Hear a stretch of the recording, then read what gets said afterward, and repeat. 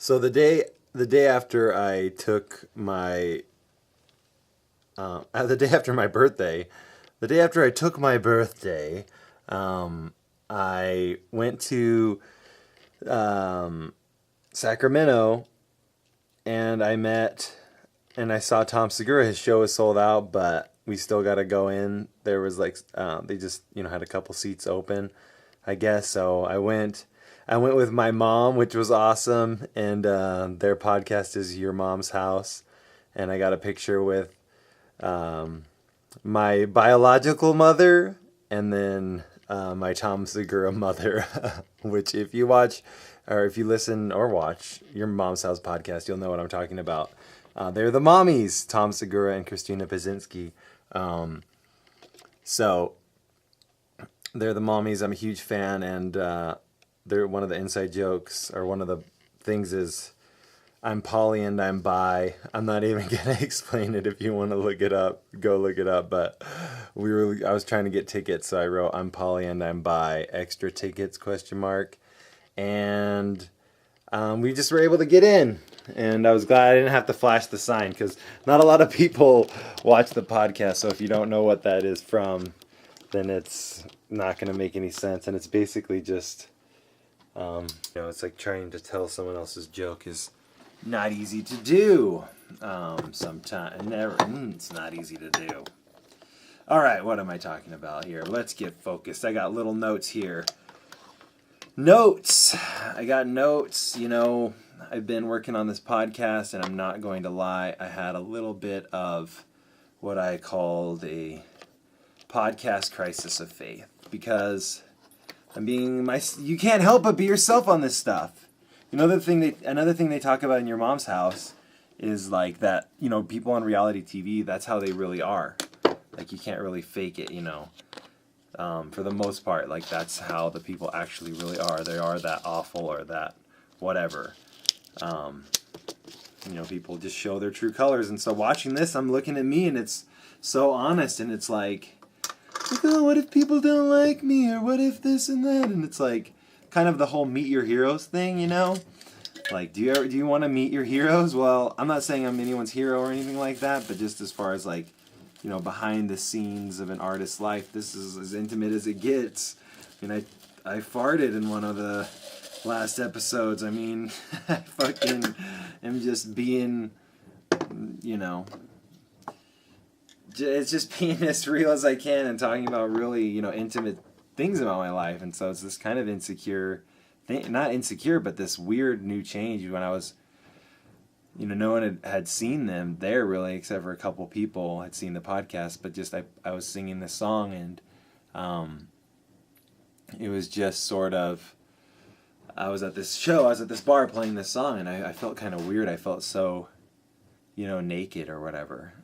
But this is it. I decided to just keep doing it. I was kind of thinking about just like taking them all off the air and being like, I don't know if I really want to do this or if this is a good idea, but fuck it.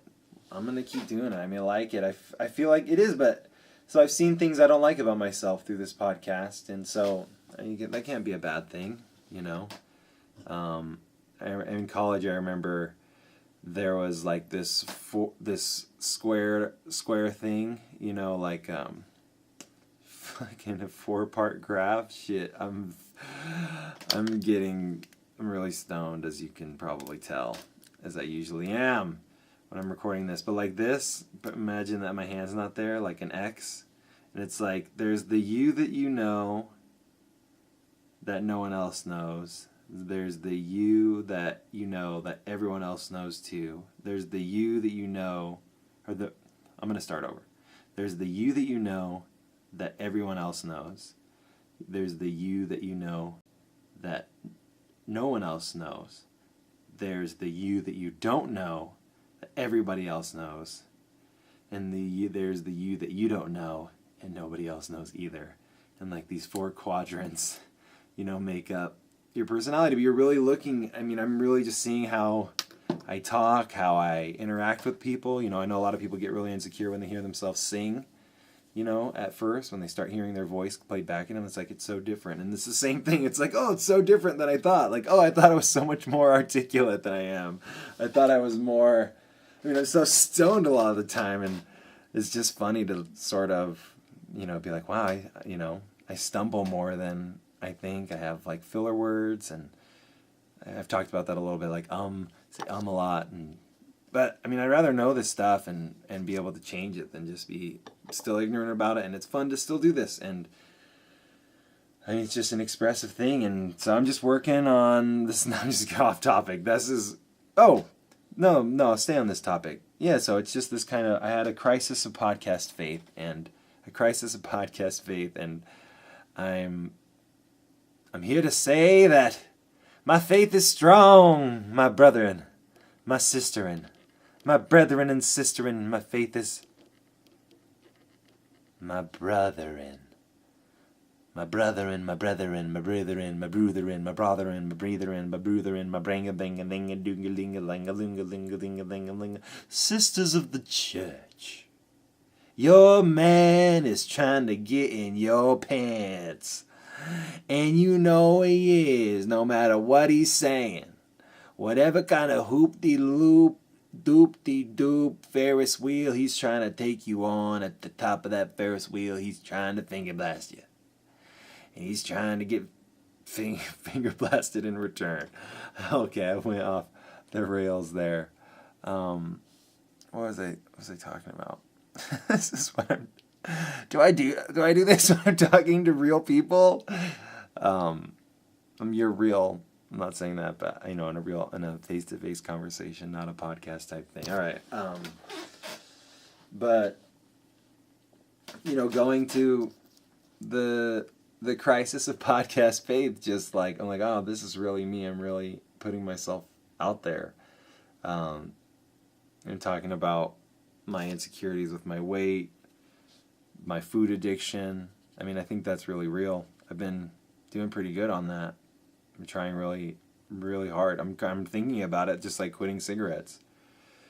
I mean, I know it sounds silly or whatever, but I don't know how else I can just like stop. So I ate pretty good this weekend, which was nice. And it's all about just consistency and consistency. So, this whole thing about, I had this, am I going to let people in? Yes, I'm going to let people in more. Let's see, I wrote notes about shit to talk about this whole kind of thing. When I was young, I remember there was this one time I didn't do it, but I wanted to put a tape recorder in this guy's house. To see if he talked shit about me with my other friends while I was gone. How fucked up is that? To just sort of have those thoughts. It's so crazy. It's like, wow, it's so insecure. And anxiety is like you viewing the world as a dangerous place. And I don't know, that's kind of what they say. It's like when you grow, there's some psychology, I can't remember where I read this, maybe in a Robert Anton Wilson book, but that you view the world, and Robert Anton Wilson is incredible, one of the best authors ever. Fucking just Google any of his shit right now, any of his talks on YouTube. He's so interesting, fascinating. Eye of the Triangle is a great talk, really blew my mind.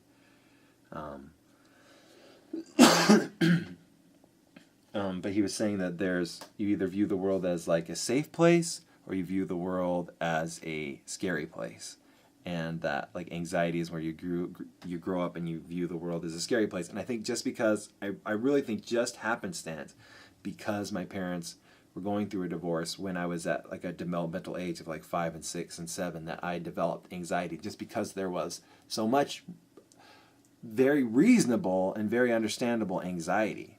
And I don't even really remember those periods of my life that well. But I just know, like, from reading psychology, that can shape you so much, And I know there's a thing, too, like some Jesuit says, like, this is, I heard from Robert Anton Wilson, I'm pretty sure. Like, yeah, I'm sure I did. It's like, if you give me a Jesuit until I'm 6, he was speaking as, like, a Jesuit. He's saying, like, if you give me a person until they are 7 or 8 or 6, something like that, or 5, not 5.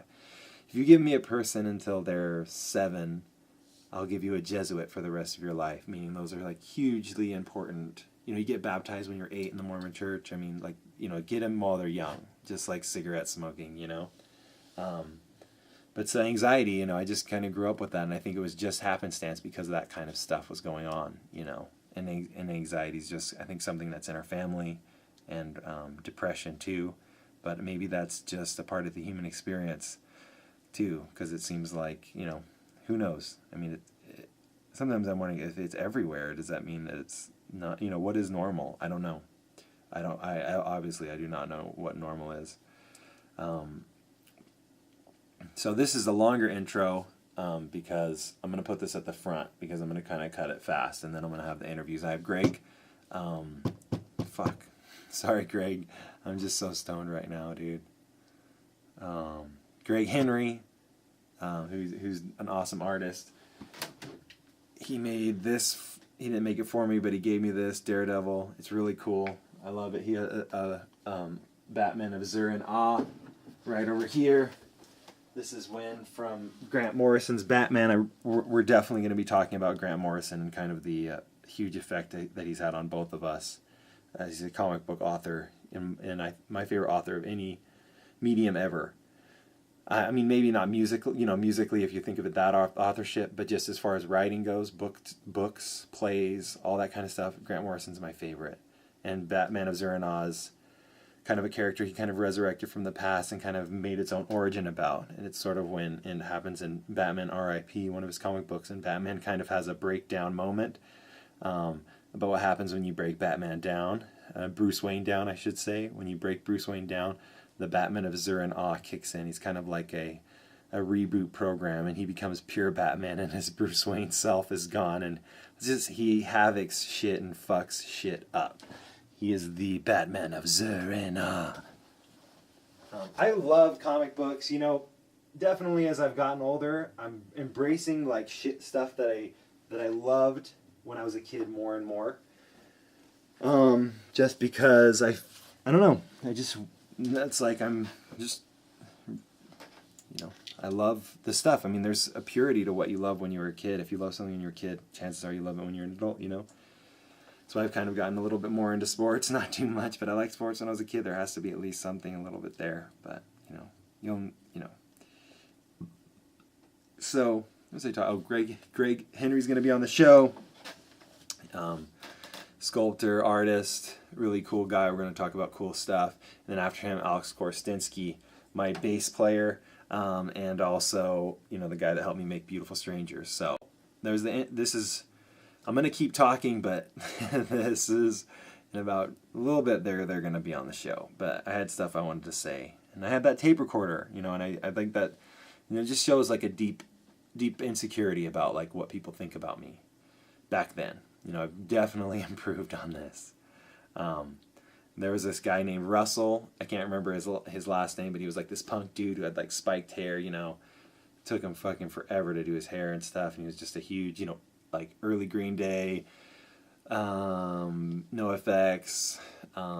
MXPX type guy, you know.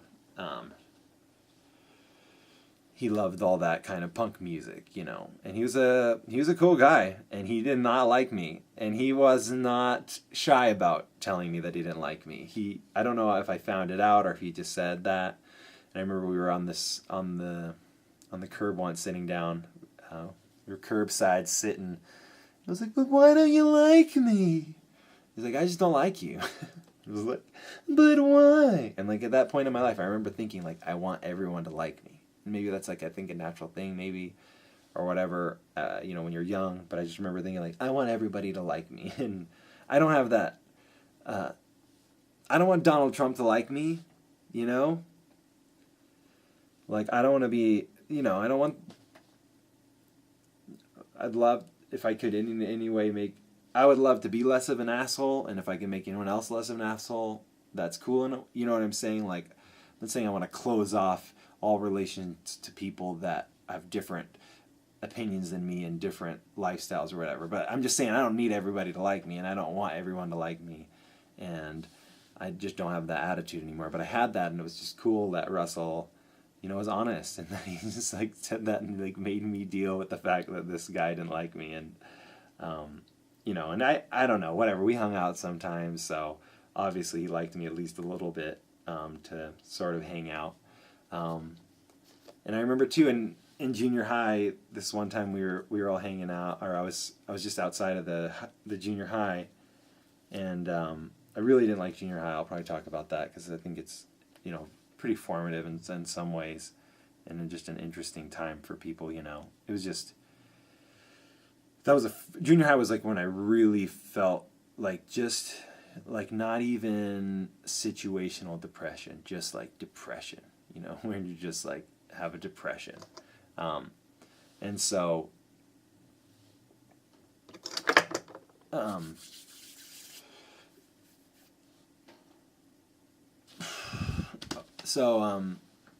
junior high, I was just like outside the junior high school once, and this kid who was like one of the cool kids in school like hands me this birthday invitation, and he's like, "Hey, here's an invitation." And I was like, "What, for me?" He's like, "Yeah, dude, you're cool, or you're funny," or he said something like that. And then I became friends with that guy. I became friends with like this group of people I was really like didn't, they were like total jocks, total like, maybe into hip hop music. We could have had that in common, but nothing really in common, and just sort of like I was just stoked to be hanging out with like kids who had jacuzzis and kids like cool kids and kids that went skiing and stuff, but like it wasn't me, and but I didn't know that. I mean, at the time, really, you're just kind of figuring it out. But just, I remember when he gave me that invitation, like how cool I felt. Like I felt so cool. And then we became friends with them, and of course, I was just like the goofy guy in the group, like the goofy friend. Like there was this time that we were all playing like Kiss and whatever. We were just like spin the bottle type of deal in the jacuzzi, but like this girl, like we were gonna kiss, like it was set up that we were gonna kiss, and for some reason everyone was looking away, not because of the kiss or whatever, but like it was so obvious she didn't want to kiss me, and we didn't kiss, and I was just like, yeah, we kissed, and but it was a huge ego thing. I remember the guy too, his name was Carson, and he was like, "Come on, dude, you gotta come to the jacuzzi, dude. I don't want to be the only fat kid there." It's so funny, man. But yeah, so there was just that kind of a thing, You kind of realize eventually, like, you're like, oh, I mean, I do think they liked me, but there was also this, when they goof on you, which I'm cool with goofing on, but like, if that's your thing, is that I'm goofy, or like, you know what I mean? Like, there has to be love and like respect. It can't just be like to make fun, like the difference between like laughing at and laughing with, Like, I think shit I say is ridiculous sometimes on this podcast. I think like one time I was like, "I'm fucking like, fuck," or something like that. I mean, I say ridiculous stuff, so I think it's funny too, but like, I don't want to, I'm not like a clown for you to like, I mean, I guess, whatever, do whatever you want on this, I'm just putting this out there, but I'm just saying, like, in real life, in the real interactions, like, I'm not going to be like a clown just to amuse you, just like Joe Pesci says, Joe Pesci and the Goodfellas.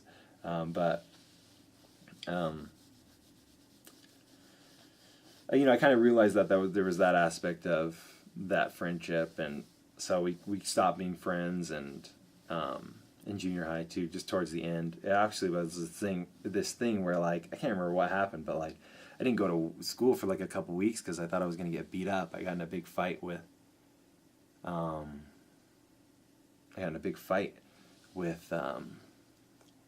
my friends, and it could have been because I don't know for sure if it was because of this. I don't know for sure, but one time me and my friend stole a camera from the junior high, and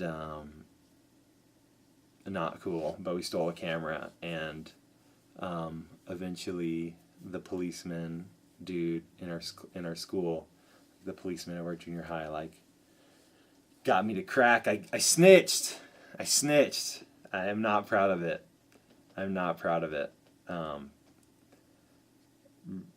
But I've never snitched since, and I never would. It was a really, you know, I'm not proud of it, you know.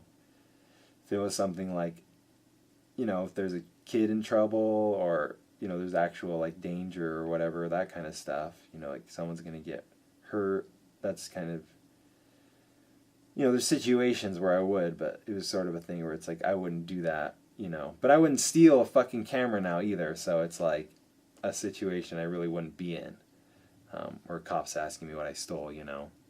So I snitched. I don't know if it was because of that, but I had a big falling out with that group of friends, and I just remember like not going to school for like a couple weeks, maybe even a month. I don't know, towards the end of my 8th grade, and you know that was not fun to like. And it ended up being fine too. You know, we kind of reconciled a little bit.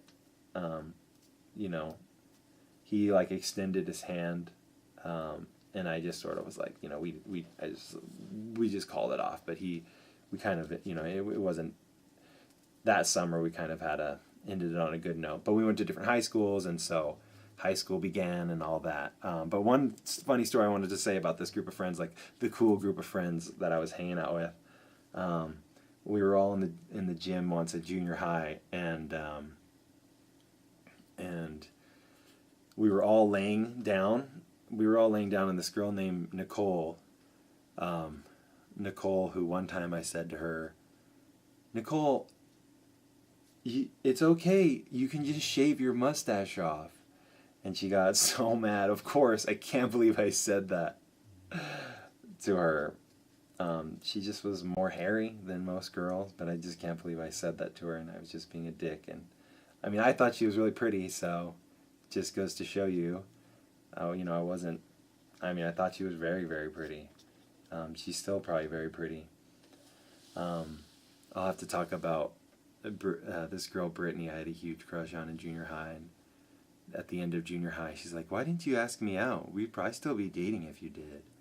I was like, what? You liked me? You wanted me to ask you out? You know, so it's just one of those things. You got to do it. Just do it. Nike that shit, man. So I had a huge crush on Brittany. She was so funny, so cool. We got along so well. It was just so funny for her at the end of the school year to say, like, you know, the end of the 8th grade to be like, you should have asked me out or whatever. So anyways, I'm laying down, and Nicole, the girl with the mustache, the mustache madam, we're all laying down, and she's stepping on us all on our stomachs, and I'm the last person, and so she's stepping on, you know, Carson's stomach, she's stepping on Wyatt's stomach, she's stepping on this other person's stomach, she's stepping on this other person's stomach, and she steps on my stomach, and I fart. Like, it was so embarrassing, but it was so funny, but just like, you know, a good example of me not fitting into that group at all. And you know, high school was very better, and I found like kind of the weird arty kids, the art types. Eric is an artist. I'll have him on the show for sure. You know, a lot of people that are just, you know, I kind of fell into my crew, people that I liked. But you know, going to this whole podcast Crisis of Faith thing, you know, Brady Stenellis on his podcast said that he saw a psychiatrist, and a psychiatrist said, after his session with him, said, why don't you go home, or no, after the session, the psychiatrist handed him the tape recorder, and he didn't know he was being tape recorded, and he's like, I want you to go, I don't know if he knew he was being tape recorded or not, but the psychiatrist taped their session of him talking to the psychiatrist. He gives it to Brady Stenellis and is like, go home, listen to this, and you know, the next time you come back. And he said he just listened to like this dude complaining and whining and how mad it made him, you know, that he felt whatever.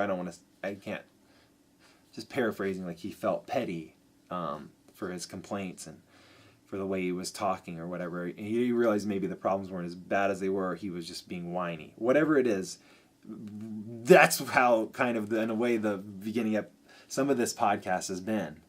I've seen myself, you know, in that way where I've just complained or whined or done all these things. And it's like, I read a cool quote, like if you make eventually, if you keep making that mistake is a decision, you know. And so it was just sort of interesting to see that and kind of be like, oh, I don't like that. I don't want to be complainy, whiny. So again, that goes back to that podcast crisis of faith, and just that I'm glad that I'm going to do it, but I'm going to keep pushing through and whatever. I mean, I might sound whiny sometimes, or I've sounded whiny on some of the episodes or whatever, but it just made me think of that Bret Easton Ellis story and him seeing the psychiatrist. But then you see it, and then you see you get a mirror up to it, and you see the mirror, and you're able to maybe change and do something different, so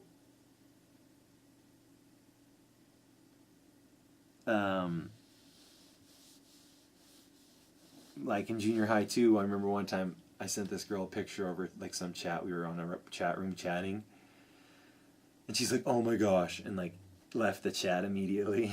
And that was really painful. I used to think, even when I was like 22, or 21 I should say, when I was 21 after Jenny and I had broken up, I remember one time I would be talking to people. And they'd be looking at me in the eye, and I would think to myself, how can you look me in the eye when I'm so ugly? Like, how fucked up of a thing is that to think about yourself? I've never seen someone that I couldn't look at the very least. Jesus Christ, but to think that about yourself. So it's, I mean, I don't think I'm like Christian Bale handsome or anything like that by any means, but I definitely don't think I'm ugly anymore, and I'm glad I don't. I'm glad I think I'm handsome. And if that's egotistical or whatever, or if some of this is, I'd rather be on that side of the fucking coin, not to where I'm hurting people or putting people down, but that I like myself and that I think I'm handsome rather than think I'm ugly. Like, that sucked. I was at the time 300 pounds, but it was all like this compounded depression, compounded hate of my inability to stop eating all the food and all this stuff, But I just remember thinking, like, how can someone look at me when I look like this, or how can someone look at me? And just total like body dysmorphia, total like not even viewing the world in reality. And I know so many girls that have been like, oh, I'm so ugly, or I'm so this, and they're not. They've been like so goddamn fine. Every girlfriend I've ever had has said disparaging stuff about their bodies, and they've all been so goddamn beautiful. Their bodies are gorgeous. Every one different and beautiful, like so hot, and it's like those things we really can't understand, And anyway, so it's just sort of I'm way glad to be past, I'm way glad to not think I'm ugly, and not be like super insecure when I'm talking to people. I mean, the main thing I'm insecure about now is my teeth, just because I want to get, I need to get them cleaned. I don't get them cleaned that much. I brush my teeth and floss and stuff, but I need to get them cleaned and like get them whitened, and I want to like do some dental work because I just want to look. I learned, this is something that they talked about in Your Mom's House podcast. They're like, I heard Christina Pazinski was saying like, oh, it's so sad because some people don't like their teeth so much, like it affects the way they smile, and they learn how to smile in a different way. And I've totally done that, where I'm like, I don't even know, but yeah, I just like, where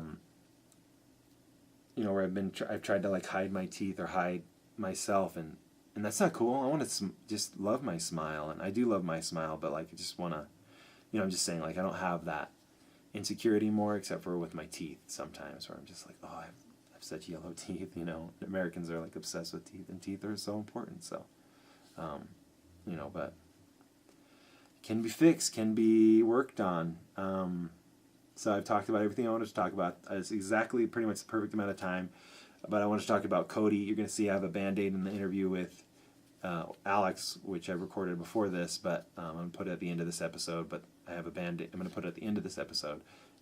He would play a little music, so the music will be at the end of the episode. That's kind of why I'm doing that. But Alex, anyways, I had a Band-Aid on my face, and it's because Cody bit me on the face. So we are taking Cody back to the pound. I'm going to post a thing on Craigslist with his picture, kind of talk about he's a great dog, but he can't be around kids. He's like, he tried to bite me in the face, and he like pretty much broke the skin a little bit. I mean, I had to put a Band-Aid on. It didn't bleed, which I was lucky, and I was just I felt very lucky, and now I'm just too nervous around him. And he licks me, he gets up in my face, and so I'm just going to like be honest, tell the people at the pound what happened. He just nicked me, but it was still like, I mean, he's a little dog, but he's not like a Chihuahua. He could really fuck my face up or fuck up my, there's no way when you have nephews or little kids that come over, that's even worth a risk at all. And I love him, but we've only had him for 5 months. We got him from the pound, and we don't know him that well. But so, fucking love you, Cody. I love you, Cody. I love him so much, and it's sad. I would have been so down to have him as my dog, but that's just it's not. We can't risk it in any way. So, anyways, Greg Henry's coming up. You probably if you've ever seen shots of Cody, you love him, and I wish he could be a part of this podcast, and I wish he could be, he's got my cat's been exiled from the house because he chases her too, and we had the cat, so the cat can come back inside, because the other dog that we have is friendly with the cat, so, whatever. I'm going to help him find a good place, but I can't just give him away because I can't, if he does bite, I can't be fucking liable for that. So I have to give him to the pound because it's just like, I wanted to go on Craigslist and, get online and find him a home, but I'm going to still post on Craigslist, but I can't do it directly through me because I just can't be fucking liable at all for, I don't know at all. Maybe he went to the pound because he bit someone. I don't fucking know. So anyways, Greg Henry's on this episode. Greg Henry's up next. Then after that, Alex Korostinsky. And this is episode 9. Thank you so much. The arc of Cody. It's kind of wrapping up with episode 9. We're taking him to the pound. And the arc of me actually deciding if I'm going to fucking release this and do this is also, I am going to. I like this. And I can talk about this shit and it makes me feel, vulnerable, but that's okay. God bless. And here comes the guests. Should we both have it? You're really, for the whole interview, we're like, no, come here. Do you want up? Can I pick you up? I just don't want him to bite Yeah, I me. don't want him to bite you either. Oh, this sweetheart. This buddy. This cutie boy. He's such a handsome feather. He is. Well, this is Greg Henry. We've both got dogs. Yes, we do. This dog wanted to bite him minutes ago, and now they're best friends. But he's a little too heavy to be on my lap. All right, I'm gonna get you down. Roly poly. That's hey.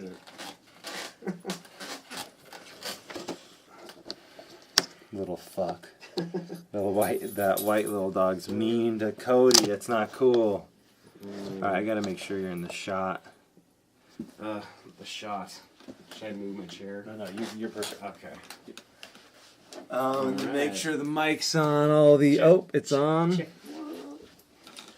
All right, so Greg Henry is in the fucking house. What up?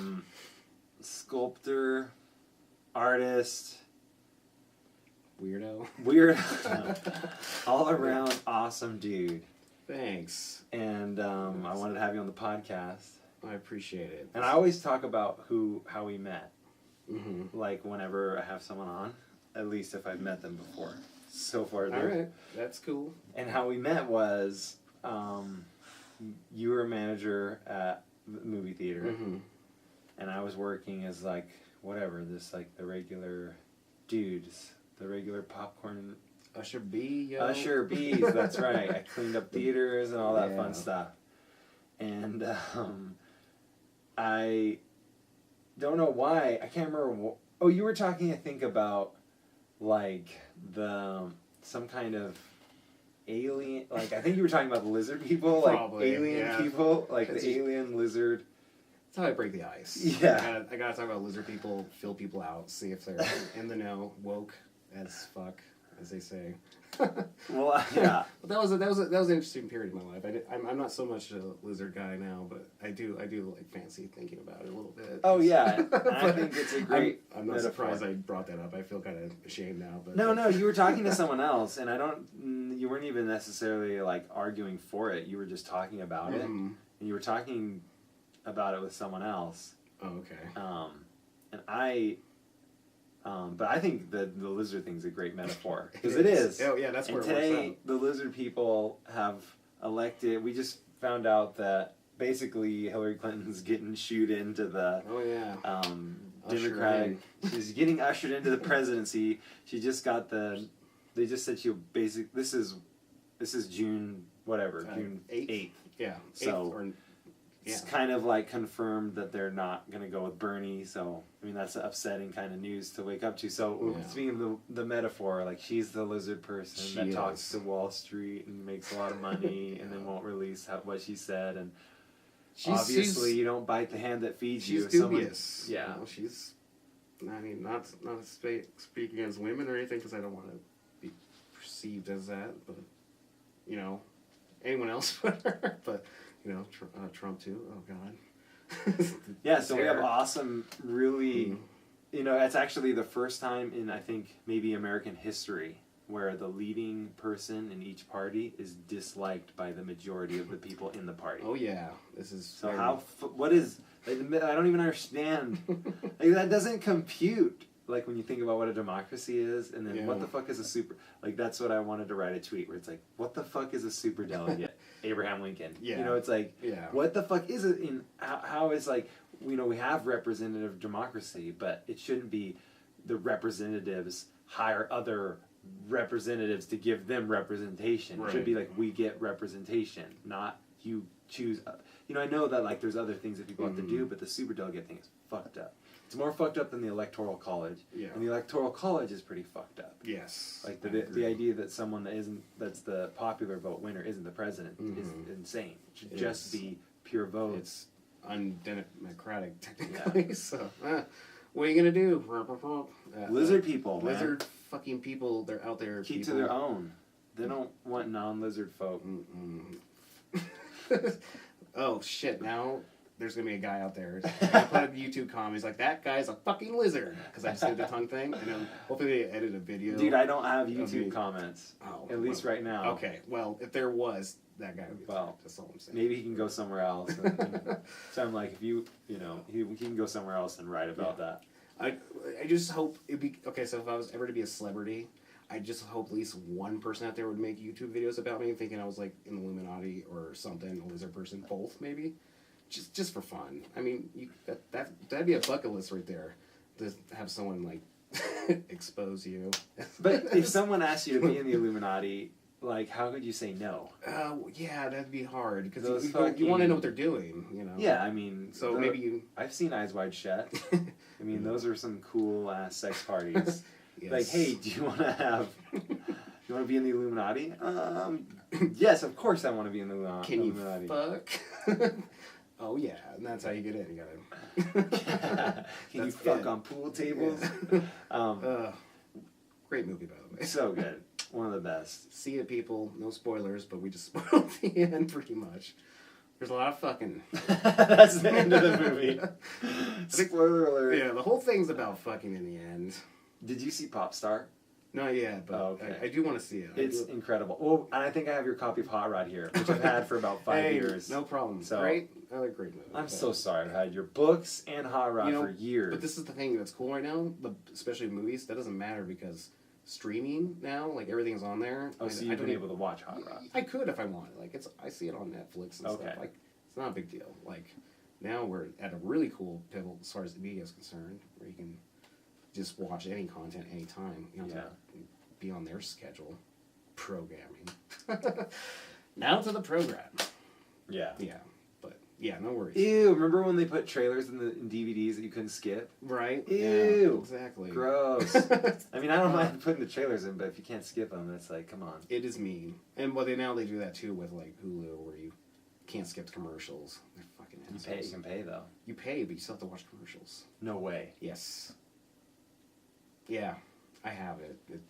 Hulu Plus makes you watch commercials? You have to watch commercials. But there's a Hulu Plus, right? Is there Hulu Plus? I think there is. Oh, that is sick. I think you pay like $3 more. And you don't have to watch commercials? I don't think any commercials. Oh, I can't do it. I don't think I can chalk up the 3. Yeah. I might just be stubborn on this one. But fine, I'll sit there and watch your Viagra commercials or whatever. They just show all kinds of weird shit. Popstar is amazing, man. Just a I still haven't watched Hot Rod, so I'm gonna go watch it. Just because... don't give it to me. Just watch it and see what you think. Okay. Well, I'll give it to you because it's on Netflix. But I'll watch it. There we go. Yeah. Doesn't matter. Don't throw it. We've been over a bunch of times too, and it's like I just forget. I forget the too. Books and stuff. Yeah, no worries. I mean, share information. I say. Yeah. Because information is power. It is powerful. Massive power. Dragon Ball Z power. I don't know what I'm talking about. I hope you can edit that out. Let's cut it out. Bad joke. I always leave in when I say I'm going to cut stuff out unless it's really bad. I'm like, I actually really have to cut that out. Well, that is awesome. That we could edit our lives sometimes like that, but you get to with Facebook. You got to be like, oh, I'm not going to post a picture of me crying when my boyfriend broke up with me. Just post the picture of me, you know. Right. No one posts those pictures. No, they always have themselves in the most awesome way possible. Like, look, I'm doing awesome stuff. Yeah.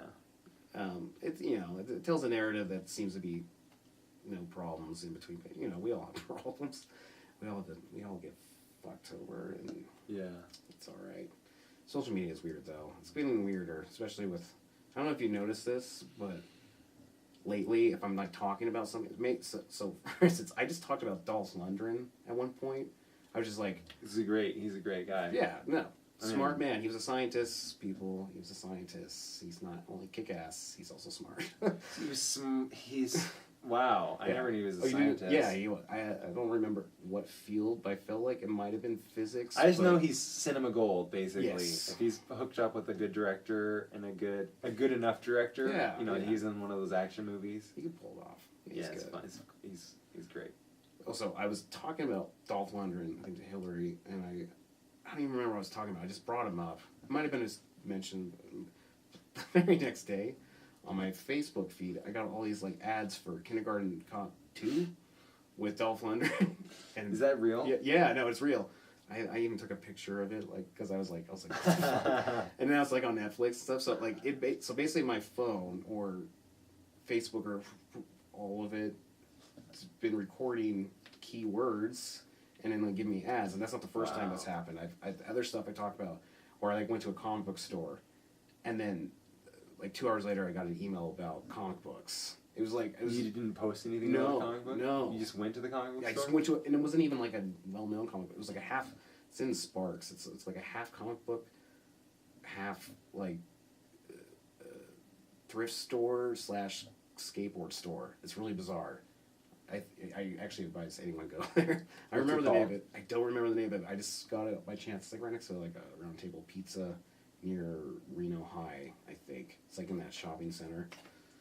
Wait, it's in Sparks? Or yeah, I think it's in Sparks. Yeah. Well, Reno High? Oh, not Reno High.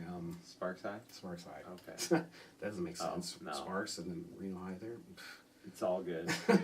I don't know things. I live here my whole life, and I still don't know what the territory is. Like, that's a good thing, you know. You get to explore. But yeah, I was there and so this happens now, and I don't like that. I don't like. I mean, I get why they do it. I mean, it makes sense for a marketer to be like, you know, let's just data mine everyone, and then like, you know, flood them with like advertisements for stuff, because like it makes sense to do it for things that are, you know, really useful to you. I might want to know about something that I didn't know existed, but like, I don't know, Kindergarten Cop 2? I didn't even like Kindergarten Cop 1 on like, you know, like you can like movies on Facebook. It would have made more sense if I liked the first one. They're like, oh, well, he likes the first one, so I'll love the second one. Yeah. I guess they thought, you know, Arnold Schwarzenegger, who would be the next step? Dolph Lundgren. They're both kind of Russian or German or whatever. I don't know. It's terrible. That's all. That's the end of the rant. I find that really weird. I don't know if anyone else has had that issue, but I don't like it. Yeah, definitely. I get the ads like, you know, when I just looked something up. Yeah. Know. Well, that makes sense. But like, if you're just talking about something that's recording you, that's. Oh, you were just talking? I was just talking about it. That's just happened like 3 times now. I just like bring up something. Didn't search it or in Google or anything. So your phone is like recording you talking? Yes, I think that's what's going on. Or it's the TV. I don't know what devices do now. It's really kind of disturbing. A little Philip K. Dickian. I don't know. It's weird. But that is crazy. I didn't even. Sorry, I need some. Whistle. Oh, I got water too. I actually thought that was moonshine for a second. Moonshine. It's in a classic moonshine jar. Jug jar. I feel like every movie I've ever watched that has moonshine in it, I've never watched a second time. Like, I've always just like been good. Like Outlaw, that movie. I like that movie. Yeah. But I'm totally good to like, and just that. Maybe just that era. I'm not like super into that era. Was there moonshine in shit? What's the name of the movie? I've never seen that movie. What is it called? Deliverance? Deliverance, yes. Yeah, I've never seen that. Maybe I'll watch that tonight. It's tough. There is man rape in it. Spoiler alert: man rape. You know what? As another, but it should be spoiled. It's been like 30 years. So the hillbillies rape the good guys. I'm not gonna say who gets raped, but someone gets raped. Okay. So we were talking about movies earlier, taking chances. For instance, Deliverance took a lot of chances in the 70s to show man rape. You wouldn't see that in a movie now. I just don't. Unless it was like that fucking German guy who did like the Antichrist movie. Yeah, Lars von Trier. Yeah. He would do a man rape. Yeah. No problem. Probably next one's gonna have some man rape in it. I'm like actually calling through is like I'm trying to see which movie of his probably has man rape in it. I'm trying to go through his filmography. If it has a prison in it, it probably has man rape, but not in every case. Like that prison escape movie with Arnold Schwarzenegger and Stallone. No one got raped in that. Oh, yeah. I think someone got shanked, but not with the dick. Not with the dick. Exactly. Fuck, I never saw that movie. You never hear about. Just go back to the classics. You know what I mean? Oh yeah. No, yeah. Like I'll just watch Cobra. Yes. If I really wanted to watch a Stallone movie, like a movie like that. He was good. They weren't. Rambo. Like Commando isn't self-aware. I mean, it's maybe self-aware, but it's not really. You know what I mean? Yeah. Like Commando isn't like. It's not great, but it's good for like being cheesy in some sense. But it doesn't know how ridiculous it is. Yeah. Really, it's just like this is what's going on in American propaganda movies. Like this is what's. I haven't seen Commando forever, but I love Commando because I love Arnold. It's great. I love basically anything. Yeah. I love Arnold so much. So I just think like. Now these movies, they know how funny they are. Mm-hmm. It's like when people kind of play like ironic 80s music. Right. And so now it's like ironic. But back then it wasn't ironic. It was just a dude killing everyone.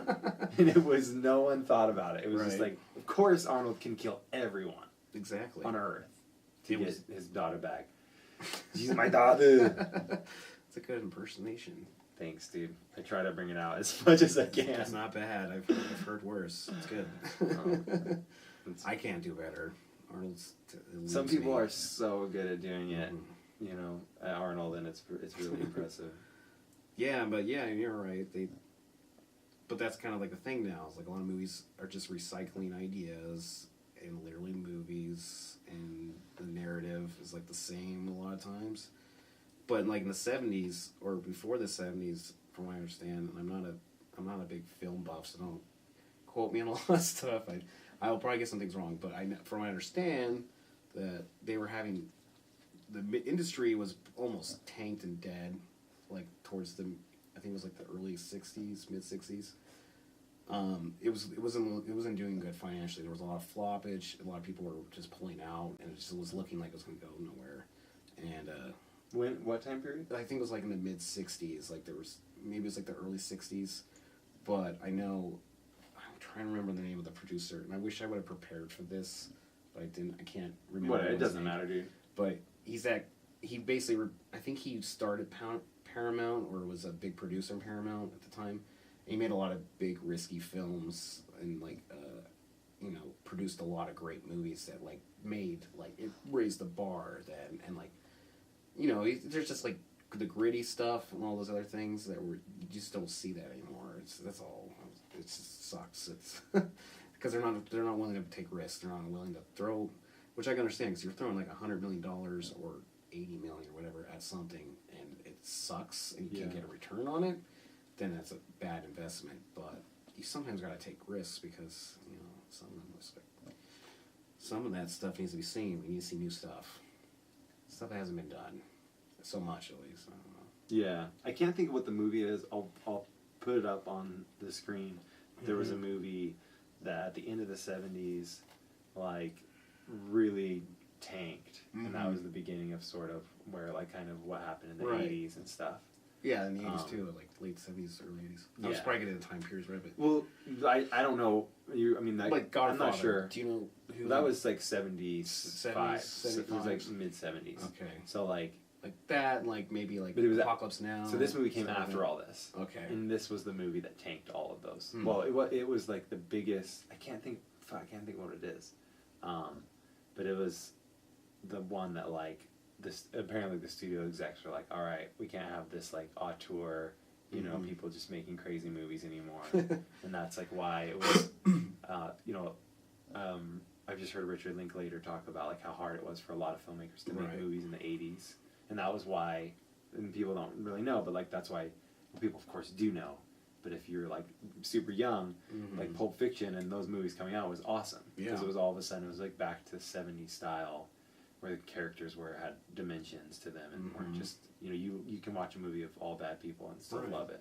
They're not bad people necessarily all the way, but just like... Well, they make them interesting. You know, and having multiple narratives and stuff was like really refreshing. We didn't have a lot of that then. Yeah. It was usually just like one person in their journey, but yeah, Quentin.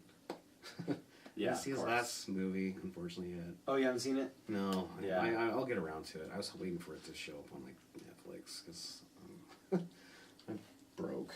Yeah, no, for sure. Where's a Blockbuster? Can I find a Blockbuster? I'll go rent it. Maybe it's at Redbox. Yeah. Redbox. I loved it. I thought it was great. I mean, it was super beautiful and just... I mean, I think the people that didn't like it probably just wouldn't like a lot of Westerns. You know what I mean? Yeah. He was very successful with what he was doing. Just in like, I mean, the same thing with Django. It's like, he always executes. Well, yeah, he does. He's fucking badass. He knows what he's doing. He knows what he's doing. Yeah. He really is. I mean, like, I know he's like very praised, but just to like have, Death Proof be your worst movie, but it's based off of fucking movies that are like that. You know, again, it's like if you don't like grindhouse movies, then like you're not gonna like that movie. That's why so I liked it. Totally. It was awesome. It was played right off that, which is just what you're saying, but it was done really, like the dialogue was fucking spot on in that movie. That's what I really liked about it. I mean, his dialogue's always good, but it felt real. It felt natural. It was like, these are exactly what these kind of girls would be like talking about, and everything playing out. It was just a car chase movie with like a killer car track. I mean, like, for a premise, that's really hard to like make interesting. I thought I did it. Dude, yeah, and you really, for me at least, like, I care about, like, you care about all the characters. Like, you care about Zoe, and you're just like, when she's like on the top of the car, you're like, no. Amazing stunt. She actually did that shit. Dude, yeah, she's amazing. She's so, yeah. I mean, he's just like the Beatles. Just like they make solid shit. You might not be into it, but like, if you're into it, like, he won't be fully appreciated until he's after he's dead, I'm sure. Like, he'll be like, I mean, he's already a great, but like, I'm just saying, the next generations that haven't gotten exposed to him or just about to, he'll even blow up more, I think. At least I hope so. You only hope. Yeah, no more shit movies. Like what's one of the latest shit movies that's come out? I can't even think. That's like how turned off I've been. A lot of times, like, there's another. It was like Mother's Day. That was one. Was like Mother's Day. I always used to say film LUTs into these certain romantic comedies. You know what I mean? Like the color saturations and everything. That's the other thing that gets tiresome about movies. Like, they literally like everything to like a formula. I don't like that. It's just like, I'm like, ugh, it just feels like a pill I have to swallow. I don't want to take it. I want the good pill, whatever that is, or the red pill or the blue pill. Which one do you take to get out of the Matrix? I never can remember. I can never really use that reference. I think it's the red pill. It's just like, if you just take the wrong one. I'm probably wrong, but I'm gonna go with the red pill. Sounds cooler. Yeah, I mean, the Matrix. Yeah. You know, I would actually really love to see another Matrix movie. Yes, me too. Is, you know, even if it's not I would be down. Keanu, like it's... Oh, it'd have to be Keanu. I'm sorry. That dude is way too advanced to it. And not only that, did you see that clips for John Wick 2 that he's training for?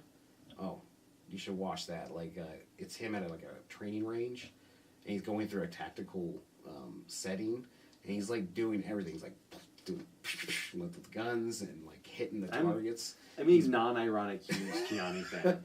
Yeah, me too. Same with Nicolas Cage. Yes, there's no irony in it. No, I think they're fucking amazing. They are, and they're really. I mean, I think he's dedicated. You gotta give him that. Yeah, Nicolas Cage is probably a better actor in some ways. Yeah, he's probably got more range or whatever. He does. But like Keanu like fucking Keanu. He does. No one can do Keanu like Keanu. That may be like even the best thing Drake, about him. Yeah, fucking The Matrix. Come on. Yeah, Bill and Ted. I mean, he does that. Okay, he has a little range with Bill and Ted. He can go stupid, but it's not too far from how he already sounds. But yeah, and for the ladies, Serendipity. He had that period of his career. Mm-hmm. And then was that Cold Fusion movie he did with like I don't remember what it was called. Maybe it was called Cold Fusion. I never saw that one. It had Morgan Freeman in it, and I think he was like a scientist, and he was like trying to get the cold fusion out, and they were trying to kill him for it. I don't know. It was bad. And like they all have their floppers. It's okay. Yeah. Well, that's the thing about being an actor. I mean, you can't you don't know. I mean, you're jumping on something and the wheel's spinning. Exactly. Most of the time, I'd say. And that's unless you're like Harvey Keitel and you're like taking whatever Reservoir Dogs and he helped make it. Mm-hmm. But most of the time, as an actor, you're just. Yeah. All right, I trust everyone. They've done good work in the past, or this is my thing too. As an actor, if you get a job, you're gonna take it. Sure, you're gonna turn it down. That's how you make your bread. Yeah. I don't blame anyone who makes a shit film. I really don't. Yeah. If that's what that's your job, and you need to do work. Fucking make the best stinker you can. If that's why Nick Cage is great because he's fantastic in the stinkers. Like he doesn't let up. He's 10. All the time, and that's great. Like he's like, I know I'm in a piece of shit. I'm gonna act the shit out of this, and he just makes everyone else look like even that much worse. It's great. He's a god. He's a demigod. He's magical. I would say watch Wild at Heart. Him and Laura Dern are. I mean, I think it's one of the best. And Willem Dafoe. Mm-hmm. It's one of my favorite movies. It is my favorite David Lynch movie for sure. Mm-hmm. I'm a romantic guy, so it's kind of like a love story, but it's like the fucking creepiest, craziest love story. Yeah. Of course, like David Lynch would do. Yeah. Yeah. Fucking Keanu. You think about Nicolas Cage. Yeah. I mean, he moves mountains. That dude parts water. People have opinions about that guy. Yeah. People have very strong opinions about him. You ever watch the show Community? Yeah. Did you see the one where Abed has to do a report, I think, on Nicolas Cage, and he watches everything, and he loses his mind because he can't decide if he's good or bad because he's somewhere in between, and I think that perfectly explains Nicolas Cage as a phenomenon. He's both. He is transcended what actors can do. He's like Daniel Day-Lewis, but maybe even more of it than Daniel Day-Lewis or Harvey Keitel, method actors who really get the roles and will jerk off on someone, which Harvey Keitel did do in Bad Lieutenant, which synchronicity-wise, Nicolas Cage did a movie called Bad Lieutenant, but different movies. And wait, what did Harvey Keitel do though? He did this movie I think it was the 80s called Bad Lieutenant. Yeah. And he was like a fucked up cop, and there's a scene where he's jerking off. And he went for it. A chick, and he actually did it. Yeah, he's notorious. They show a cum shot in that movie. I've never seen a cum shot in a movie. Ever. I don't know if they show the completion, but he's definitely jerking off. I've seen thousands of cum shots, but just none in a movie. I don't even think you want to see it from Harvey Keitel. It's the last. You don't want to see Harvey Keitel porn. I mean, that might be art in itself, but oh god, that'd be hard to swallow. No pun intended. Dude, I watched a Harvey Keitel sex video. Yeah. I mean, I'm not gonna. I watch mostly anything with Harvey Keitel. Yeah, no, he's good. I can't remember what movie. It might have actually been. We were talking about Eyes Wide Shut earlier. Might have been. I thought. I could be wrong, but I knew he was got a role for something, and he was actually like trying to have sex with people in the scene, and I thought it was hard. It was already shut because of the whole. Tom Cruise was trying to. No. Harvey Keitel was trying to like. Actually, he's in that movie.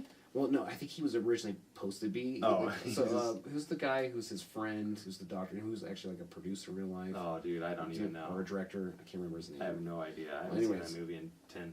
I think he was up for that role, and Kubrick just like kicked him off because he's like, dude, I can't. He's like, because like they're like doing like trying to do the orgy scenes, and he's like, you know, actually out there like with no clothes on and like going, oh. It's like really trying to play the role, you know, and they're like, it was like too much even for Kubrick, and I could be wrong. I could be making that whole thing up, but it's a funny story. I feel like Harvey Keitel trying to fuck all the extras. Yeah. All right, you have to be naked in this movie. Yeah. Wait, I have to fuck Harvey Keitel now? Because that's what he's saying. He's like, oh, like yeah. that's like you want $1,000 if you're an extra and bare minimum extra. Right. But I always think you're talking about like shit movies and stuff. It's sometimes like, you know, Adam Sandler. I think, you know, if you're especially if like you're our age, he was a real hero. Oh yeah, I know. Fucking, you're all gonna laugh Yeah. at me. His album. You know, he was. I mean, he was the reason I started playing the guitar was because I wanted to like sing Adam Sandler songs. So yeah, he like, inspired a lot of boys. So yeah, boys and girls. And just, but he makes these movies that I'm not into now. But then I think about that story you told me, and I'm like, oh, but he's so cool. Yeah, and I always hear that across the board that he is the nicest guy. So it's like, yeah, he's a real. He's doing. Someone's watching his movies. I'm not, but yeah, and he's worth a ton. I thought he even was up into like the billion net worth. He might even have $1 billion. Good for him. But hey, yeah, but man, I don't. He's a well of untapped talent. If he just he knows made half as many movies and did them, you know, it's worth that much. You know, whatever work he puts into two, puts into one. Yeah. No, that's arrogant of me to say, whatever, but not. I don't know what he's up to, but well, he knows there's a what huge he's drop off since Wedding Singer. Yeah, massive, and he probably knows that, and I think we might even see something in the near future that like a rebirth of him. I'm hoping that he might return to some of his like like you're saying his comedy albums. Like those are I remember. I was little when I first heard those, but I loved them. I listened to them over and over. They were just great. I kind of wish he would return to something like that, or even like Punch Drunk Love. He was great in. Oh, he's in. Funny People's one of my favorite movies ever. Yeah. Funny People's, I think, one of my favorites ever. And he's like in my top 100 probably. He can act. He can. And he's gonna be funny. So. But he knows that he can like make a shitty, crappy comedy and sell it to like Netflix and give him or he gets a return. He gets a return no matter what. He's marketable. And hey, kudos to him. Like he's nice. Like I met him once. Like you were talking about. I met him once.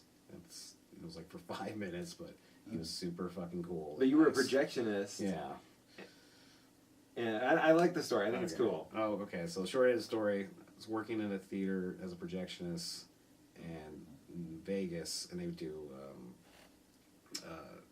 test screenings there. So they would have people come in, watch a movie before it came out, and they basically test to see what they want to keep and what they don't want to keep because they have like cards and have them write shit. So they would do that every once in a while at our theater. And Will Smith was there once. He wasn't really nice or personable, and he had like bodyguards, and they wouldn't let me in the booth at first.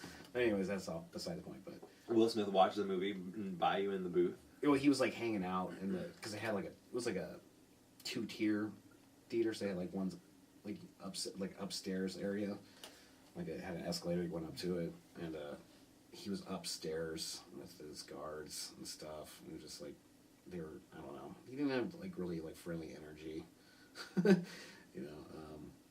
But I understand he's a superstar. He's been since he was like 19, so that's fine. But Adam Sandler, so I was told before, like, he's like, oh, they're gonna be up in the booth area because there was like 3 or 4 different areas where the booths would be sectioned off and like have certain projectors. It's a really weird layout. They were up in the main booth, and I had to put together. I don't remember what movie. Oh yeah, it was Constantine. I was putting together the movie Constantine, and I was told Keanu, fucking synchronicity, man. Look at that. We've had like 3 so far. This is a good sign. But I was told I couldn't talk to him, and they had like, They're like, don't talk to the talent. Don't talk to the Sandhood. Exactly. Listen to me, kid. You're not gonna talk to Sam. Yeah, no, he came up to me when I was working, and I got really nervous because I didn't know what he was gonna say to me. You know, and he just started walking up, and he looks just like you'd see him in any of his movies. And he was wearing like sweatpants and like a football jersey, I think, and some like boots, you know, like those like Carhartt boots. You know, it's like, totally looked, and he's like, hey, what's up? I was like, oh, not much, dude. You're fuck. I was like freaking out inside because I watched a ton of his stuff and listened to his records growing up, and I just was. But you know, he's like, Constantine, huh? I was like, yeah, it's Keanu, man, is fucking rocking the shit. Yeah, and I didn't know what to say. I was just, and he's like, oh, okay, well, it was nice meeting you, and you know, and he looked just bored though, like 'cause there was all these executive people there. They were like, you know, you could tell there was marketing ass hats, just going, you know, we got numbers, we got to, you know, that whole thing, which he probably hates. But you know, it's part of the process now. Hollywood, they do test screenings, they have multiple endings, and then they go which one people like the most. It's really, and that's another aspect I don't like about. I'm not saying all, because I know all artists don't do that, but that's definitely part of the bigger machine at hand. That they really try to scientifically put everything that would make the highest return for them, and that can. I don't know, it's a little dirty, and for a director who has to have multiple endings, that sucks, because it's like, well, you make a film, you'd want to have your beginning, middle, end, not like beginning, middle, end, or beginning, middle, and then end. There might be even, you know, they do reshoots and stuff. It's just, it's like, they're reshooting like 40% of Rogue One. That's what I heard recently. Yeah, it's crazy. It's crazy. That's a lot, isn't it? Yeah, I mean, I heard they did reshoots on The Force Awakens, but I don't think in this manner. So and I bet they're making it less dark. Which is if I was bad. Bet on one thing. Yeah, you're probably right. Making it less dark. Which the movie should be dark. I mean, what it looked like. I mean, it's kind they of. all fucking die, right? I mean, what spoiler alert? They yeah. like they're not in the other movies. Yeah. They steal the Death Star plan. Mini Bothans died to bring us these plans. I wish they made that movie, The Return of the Jedi Death Star, the one that was, you know, because I just love Mon Mothma saying, many Bothans died to bring us this. So they got a fucking amazing looking lady to play Mon Mothma. Yeah. But whatever, that's a whole other thing. Maybe that's what they did too. Maybe they were testing it with people, and they decided like it wasn't doing well enough, so they had, you know, we'll reshoot it. But yeah, and it's weird because, I mean, I don't know. I guess that's just the nature of the yeah. All right, so this is kind of on topic a little bit. You know, like we were kind of talking about reboots and movies being made a lot and all this stuff, and I was saying like I think it's fine. In a way, like I don't like them always bringing old things back, like Ghostbusters or whatever. I don't care that they're making a Ghostbusters movie. I'm just an example of like, you know, if they made like Uncle Buck again, it's like, oh, don't do that. Maybe not. Right. But things like Batman, where there's a comic book every year, they change creative teams all the time. It's like, why not just always have that in the air? Why not always have Spider-Man movies going? Because they're always comics like that. There's obviously a desire there. You don't just take a year off of making Spider-Man comics. Right. You make Spider-Man comics, and so I'm not opposed to that aspect of it, or the James Bond, or like Kingsman is incredible. Like I would watch fucking. Hopefully they keep up their quality because that movie was perfect. I loved it. Did you watch Kingsman? I don't. Oh, was dude, that watch. You would know. You would know if you saw it. I haven't seen it yet. All right, I'll check it out. Very impactful. When when you're talking about that, it's like that's why you can do that with those things, because they're like archetypes. They're like more than just like James Bond. Yeah. Batman. They're like demigods. You know? You can play with them and change them around. That's fine. But yeah, like we don't need to. I really wish they never remade RoboCop. I didn't see the new one, but that movie didn't need to be remade. And that's like the thing. They don't need to remake movies that were fine. Remake shitty ones. Try again on those. Yeah. You know, if they wanted to remake something that was terrible and it flops, Like if they wanted to remake, I tried actually the other day watching Jupiter Ascending, and it was hard. I couldn't watch it all. They tried to remake that one, maybe, or I don't know. It's just this. You're right. They don't need to remake. Or you make a live action Dumbo. There's at least like, okay, fuck, you made a live action one, but it's very, and it sucks that they're not using that money to like, be like, cool, we can make these movies like Looper, or make movies, like Tomorrowland, where it's like they're very just unique. They're not really based off anything, and they just kind of come out of the place, and then those things can become potential franchises or potential things you want to resurrect. But it's like if you don't give them a chance, it's not gonna fucking happen. But so I just think, but also there's so much. They're just. They're just trying to make money. Yeah, and this is kind of where I think the industry's found itself again, and they're going to be in trouble. But the only reason why they're not in trouble right now, and I only say this is my opinion, and I do worked like not in the industry, but like with the seeing like the content that comes out, they do three things. Or maybe four, but they do like they buy things like Marvel or DC franchise, anything comic book, that's guaranteed a huge return most of the time. So they bank on those. Like they put one of those out or 2 a year. They basically made their bread and butter for like 5 years. And then they do remakes, which is the other thing they do. Sometimes they get a return, but not a lot of times they do. They usually like break even or lose money.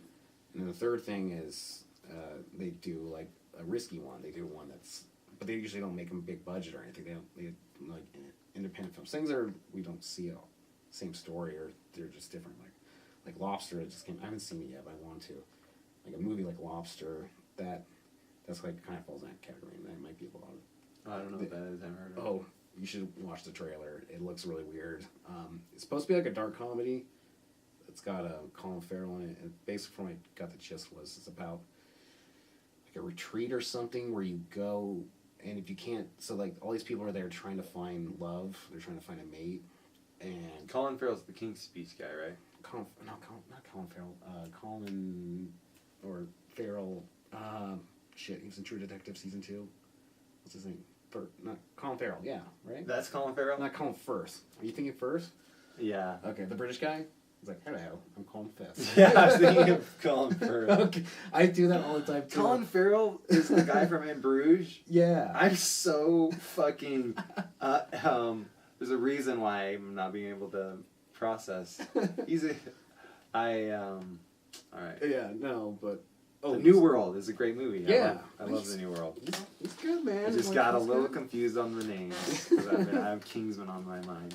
Yeah, no problem. But he's in this weird movie, and basically the people that go to this like retreat, and if they can't find love, they get to turn into an animal, whatever they're liking. So he wants to be a lobster. And that's like kind of like the premise. It's really bizarre. And I guess it's supposed to be kind of like a commentary on what it's like to date now. It's like very alienating and like just weird because of like social media or Tinder and things like that, where it's not, we don't get a lot of connections, but there's more like just random fucking, I guess. Yeah, dating sucks, that's for sure. Oh, speaking of which, you, sir, are not a batch, or like well, not well, you're still a batch, but you're recently. How much time do we have on this? Ball and chained, right? Yeah, boy. No. No, I'm kidding. Well, she was like, you know. She was like, we've been seeing each other off and on, and like we have like, we're just exclusively sleeping together, but we're not in a relationship. Mm-hmm. And then she was like, well, this is just really hard because I'm going to Greece for a month this summer. Mm-hmm. So she's going to Greece for a month. I was like, all right, yeah, you want to be single? I get that. I don't want to like tie you down while you're in Greece. Like, it's like, do your thing, like, And then she was like, basically like, no, I don't want you to sleep with anyone else while I'm in Greece. So I was jokingly like, all right, I'll change my Facebook status tomorrow, babe. I didn't say babe, but I was just like, I'll change it tomorrow. I'll show you, like, and so I did that. So we're not like really together, but I just kind of did that as a joke and just to show her like, you know, when the pussy's that good, you only need one pussy. Exactly. That's offensive, but I mean, she's a really cool girl. I can always be myself around her. That's what's important. She likes country music, which sucks. Well, old school country or new school? Like, I know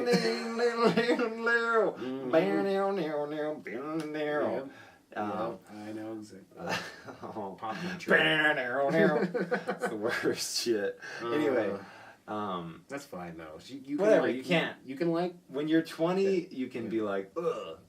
But when you're 30, you gotta be like, all right, you can look past someone liking different music than you. Exactly. So, it's okay. We can all be diverse. Yeah, but you're like it. Yeah. But that's cool. I didn't know because you were like totally silent on it. I didn't even know you were seeing Lady of the Nights. I mean, we were. Yeah. Maybe that's offensive. Not Lady of the Nights. I'm not saying she's a prostitute because that doesn't that connotate to a prostitute. I don't know. I mean, it's like more like a. I see her mostly at night. Yeah, I'll say that. A mistress of mystery, more so. He's like, hello, let us commence this lovemaking, and keep it cash. Yeah. Cashmere while you're making love. Yeah, I mean, and I already kind of like told her I liked. It's always disastrous telling a girl you like her. Yeah. Just don't say it. Just keep hanging out with them. It's a Hail Mary. You don't. It's a fucking hail. You're so right, man. Not even saying anything too deep. Just saying like I like you. It's so much pressure. It is. And Hail Mary. Go for it. Yeah.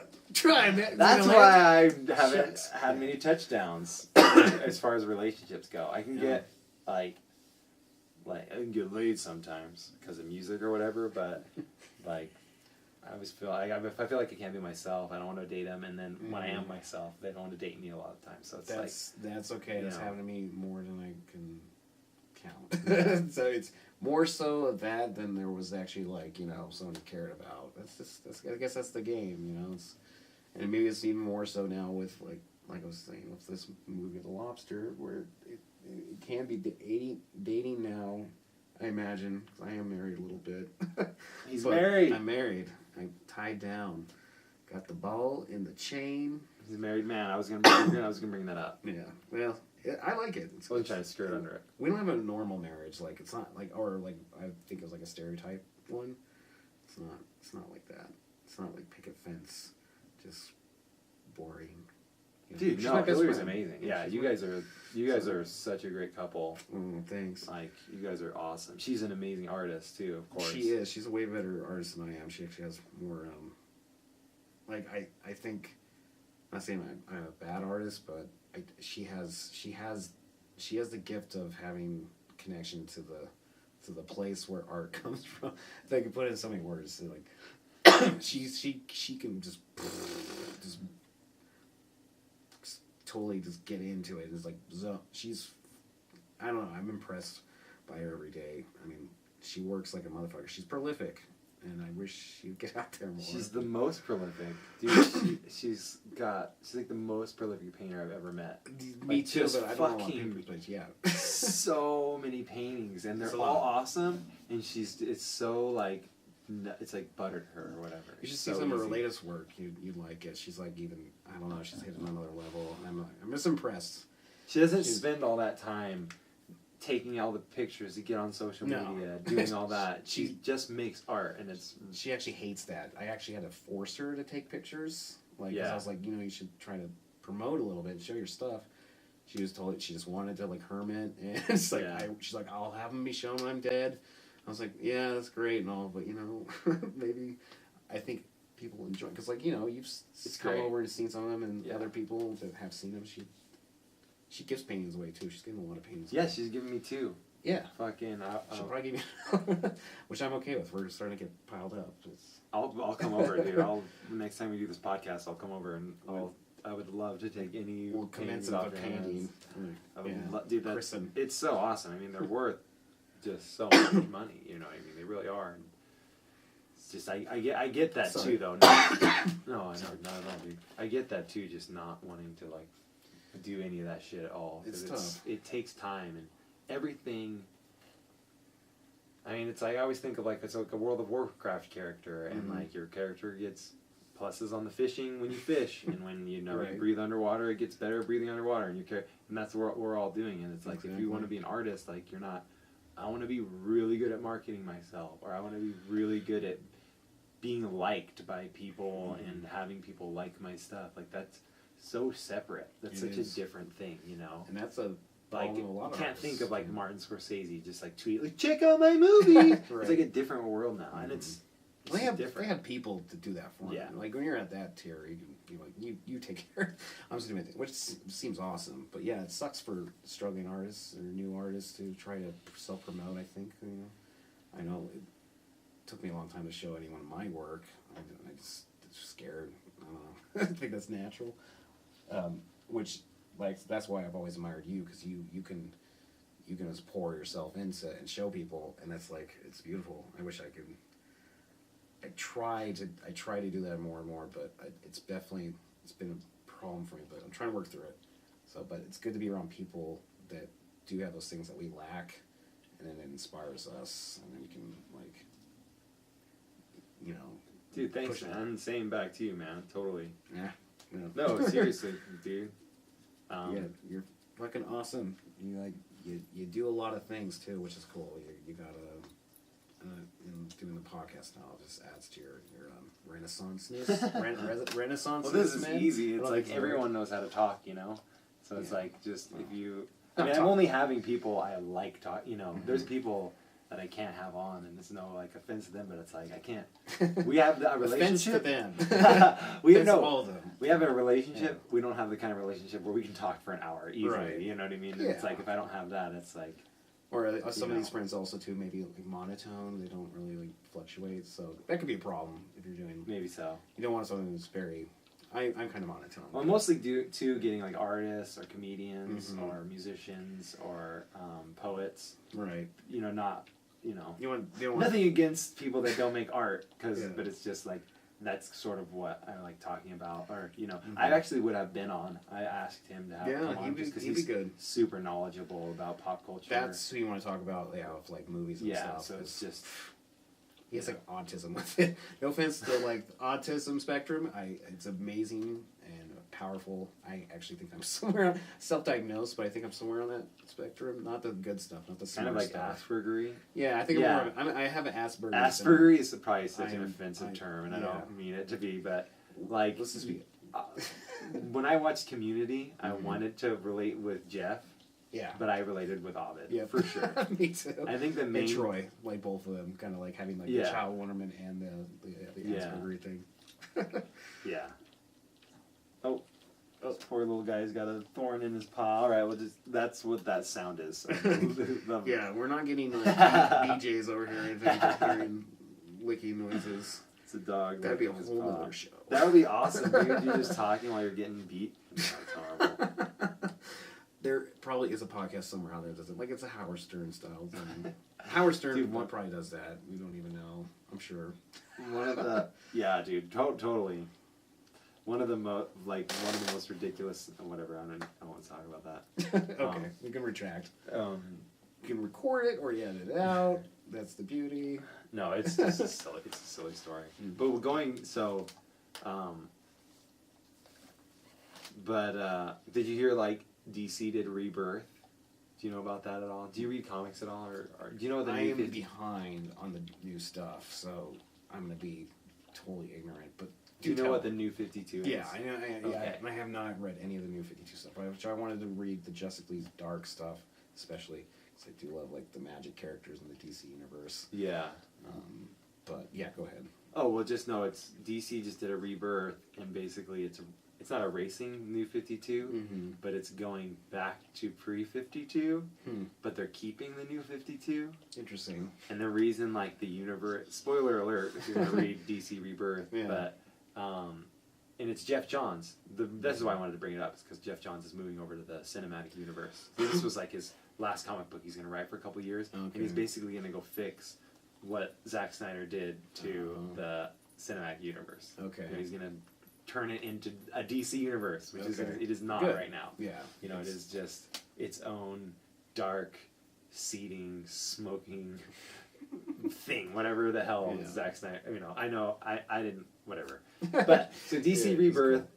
But spoiler alert, it's basically Dr. Manhattan from The Watchmen. Oh snap! Who when New 52 started, he started fucking with the universe, and so it changed timelines and it changed past. Clever. And so all of a sudden, the characters are coming back, and I think it's all about the Wally West Flash coming back into reality, and it's all but it's just, that's fucking amazing, and it's basically a metaphor. Someone was saying, I thought it was so fascinating, a metaphor of getting back to the heroism of the DC characters, because even in the comic books they've gotten a little bit darker, I think. And just that that Alan Moore 80s realistic Watchmen type superhero stuff has permeated decades.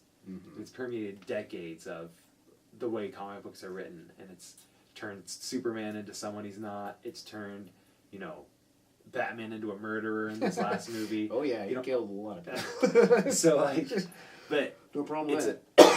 It's a metaphor of Alan Moore's Watchmen's Dr. Manhattan going in that 80s fucking with the universe, and now the rebirth is the rebirth of the heroes being who they are. Batman's still dark, but Superman's not dark. And everyone's different. But I just think that's a really interesting metaphor, that darkness of the 80s is fucking with today, and now we're being reborn out of that. That's really clever. So a lot of people were like, oh, you're just trying to name drop Watchmen. And it's no, there's more to it than that, because Watchmen changed everything, and Frank Miller changed everything about comic books, and took the fun out of it. They're fun and good, but they're definitely, they took the fun out of it. They're gritty. It's not your normal everyday comic book. They made them adult. And it was probably a product of the times why they were doing that. Oh, hell yeah. Ronald Reagan? Yeah. But crack. We're kind of there again. AIDS? Yeah. Fuck, dude. The 80s sucked ass, man. Fuck the 80s. Yeah, born right into that. We're 80s babies. Yeah, for sure. Yeah, we're no 90s babies. No. 2000 babies. No. You 2016 babies, you have no idea. I'm not Mary Kate and Ashley Olsen's age. I'm 4 years older than those. No, I don't know. Well, they were they're 90s babies. They were already billionaires before they were 10, so they were completely removed from reality. So it's 90s babies are freaky, and then I can only imagine that 2000 babies are gonna be way more freaky. Yeah, it's the more access you had to porn, the freakier you are. I've noticed that girls are pretty freaky that are born in the 90s. Really. Yeah, well, all right, let's do this thing that they said isn't real life. Right. Porn isn't real life. No. And then you're oh my gosh. And so when we were talking about the internet and porn in the 90s, so what was your first memory of dial-up internet, all that? Do you dial-up porn or just dial-up? Oh, that of course is a whole nother level. But I mean, just to see being on a computer. My first memories of being on a computer were porn related. Yeah, I think.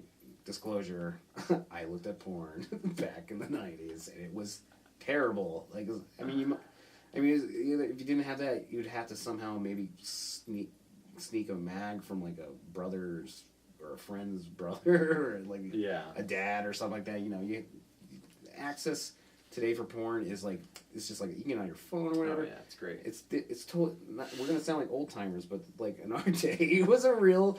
If you wanted to get whack-on material, you had to go through a lot of trouble. You had to plan your whole day. Sometimes your week. Yeah. You had to, and at best you might find the Sears catalog come in, and you're well, I'll do with this. I definitely wanked it to a lot of Sears catalogs. I think we all did then. That was It was hot. It's still pretty hot. I have very vivid memories of so the first porn. I also remember first time on a computer having an image manipulator, so I could smudge people's eyes or make people's eyes big. This was when I was 7 or so, 7 or 8. So I remember that. It wasn't just porn, but I also remember the porn, and I remember the pictures. I remember what they looked like, and they were Playboy, very soft lit. They were all dressed up. They had tons of lace. The lace. So I think I've always been into that shit, you know, because of that, you know. Oh yeah, it's a totally different world. Dude. Like porn now. I remember totally what they looked like. You couldn't even put them. You could put like 70s, 80s, 90s porn right next to like what's going on now. It's like it's their day and night. Like oh yeah, shit is fucking just so bizarre. Which I wouldn't say is a bad thing, but in some cases I think it's not super healthy. Cause some of it just seems. I mean, I don't want to get in that camp, but there's definitely some degradation going to some women. But if they enjoy that, and that's like actually a part of the job. But I've heard things. You know, there's like that one guy who supposedly was like kind of rapey and piece of shit. I don't remember his name because I don't know. Porn actor? Yeah, I don't. I remember hearing about it. Like it was going around on Twitter. Like someone had said that he raped her, some other porn actress, and then like other ones came out and said, yeah, he did all kinds of shit. Like when he did movies and total asshole. Fuck that shit.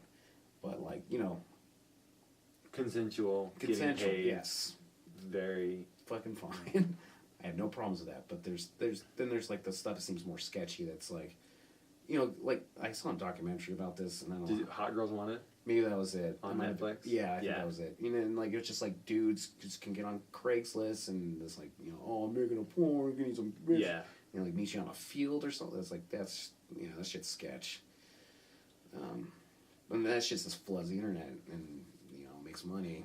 You know what are you gonna do? One thing that was really weird about that movie, the Hot Girls Wanted, was I saw more disturbing scenes in that movie than I had ever seen in porn. And I've been watching porn forever. Like, so it's sort of like I was like, you didn't have to show me that. Because now I saw that shit that you showed me. Right. Like, you know what I'm saying? They're like, oh, there's awful things out in the world, and now I'm going to show it to you. It's like, well, I never would have watched. Like, if someone's being rude or abusive, like, if there's, like, choking or, like, if they slap a girl's face, like, I'm not into that. No. Like, I choke girls when I'm having sex with them. Not, like, choke them hard, but, like, I choke, like, I do the, like, the dominating hand on the throat thing. But I don't like watching that. Mm-hmm. It's something that I do when I'm having sex, because girls really love it. And, you know, every time pretty much, I've noticed. You know, you can gauge by, like, getting close. Yeah. And, like, you can, like, gauge, like, what comfortability they have, you know. Exactly. But it's sort of like this. I don't want to watch it. And so I saw this in this movie, this girl like licking up barf. Yeah. That this guy like after he gagged on his cock, and it's like, dude, I would never get that far into that porno. Mm-hmm. You got that far in for me and showed me that clip, and now that shit's in my fucking head. Yeah. And I was trying to watch this movie to be informed about porn, and yet you're trying to show me this gross stuff. But like, you could just tell me that, and I would say like, that's gross. Or a disclaimer maybe before you see it. And it's good to know, because I thought all this stuff was interesting about how the girls, like, you get used up in a couple years. Yeah. Your pussy value, unless you're like a porn star and you're really, really good looking and know what you're doing. Bringing a lot of cash. Like those 18-year-old girls, by the time like 21, they're done and they have no money.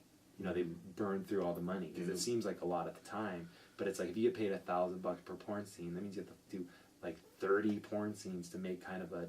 I mean, that's a good living, but like 30's I don't know. I mean, whatever, but just fucking, it's not enough money to like be like, now that I've fucked my way, 21, I'm gonna be good until I'm 35, and it's not enough money. So I like learning that stuff, but it's just like, you don't have to.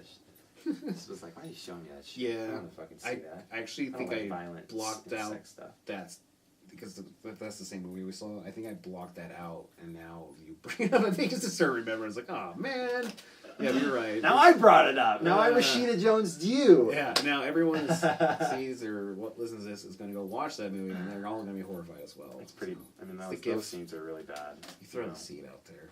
If you're a girl and you want to do porn, just get your own camera, make your own fucking Squarespace website. Exactly. And you will make your fucking so much money. You should be a cam girl. Yeah. Sell your socks too, underwear. Flick the bean in front of a camera, make a ton of money. I'm sorry to say flick the bean, but it's the funniest way of saying that girls jack off. Yeah, flick the bean is totally acceptable. There should be nothing wrong with that. Just flick the bean, you get a lot of money, but you're getting the fucking revenue, and you're seeing the revenue. Like, you're actually getting the PayPal shit. So you can make way more than $1,000 for like an anal. They need to cut out the middleman.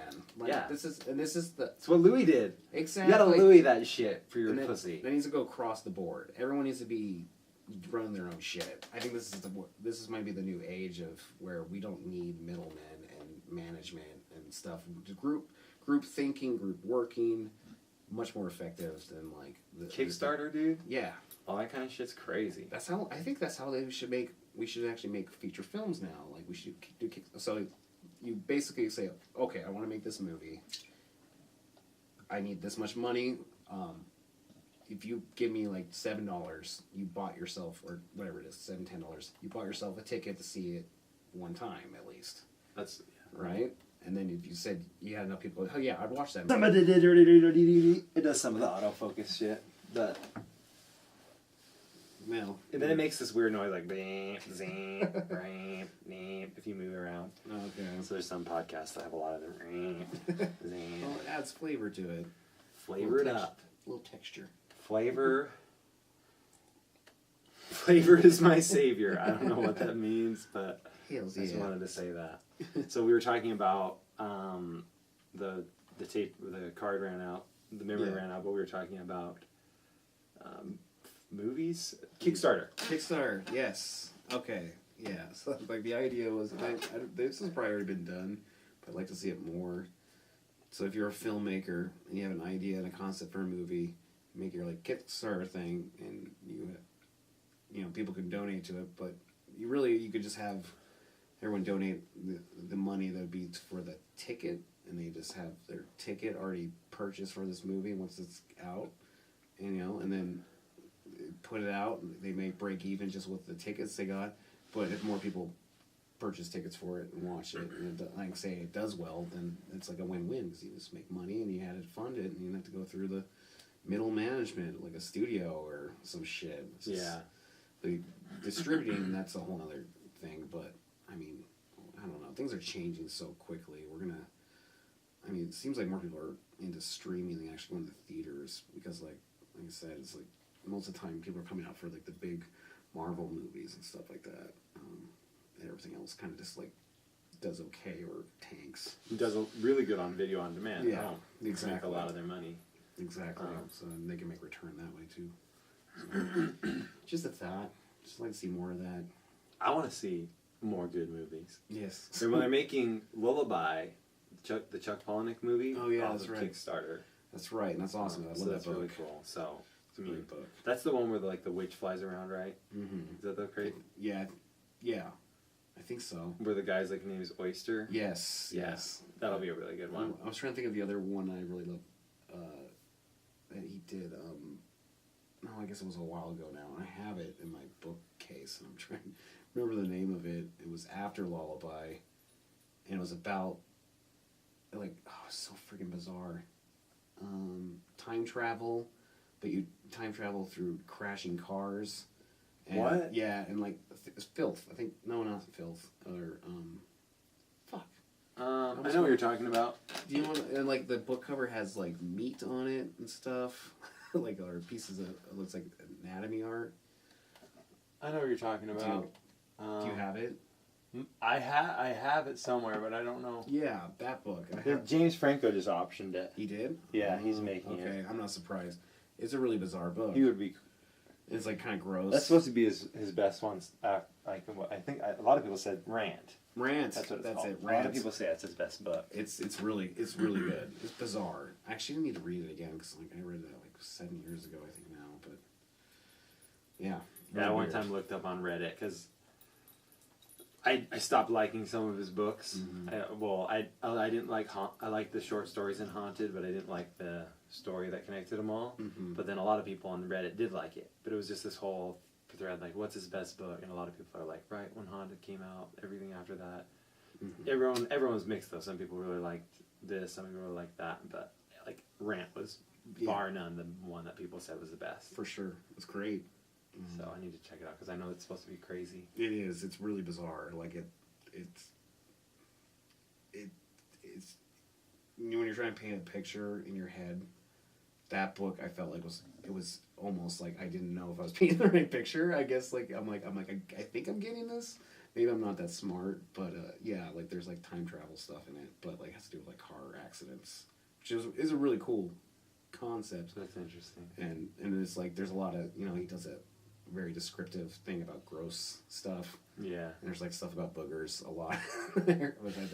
He makes it pretty and poetic and whatnot, but like the character like puts his boogers on the wall over his bed, I think, if I remember. And he just like talks about them in description and like how they look like certain things. I don't know. Yeah. That would gross me out. It's filthy, but it's good. Yeah. I think there's a lot of sex in it too. Well, I'm in rant. Reading it tonight. Yeah, do it. No, I'm Do it, not. people. I have summer though. I will read it probably. Yeah.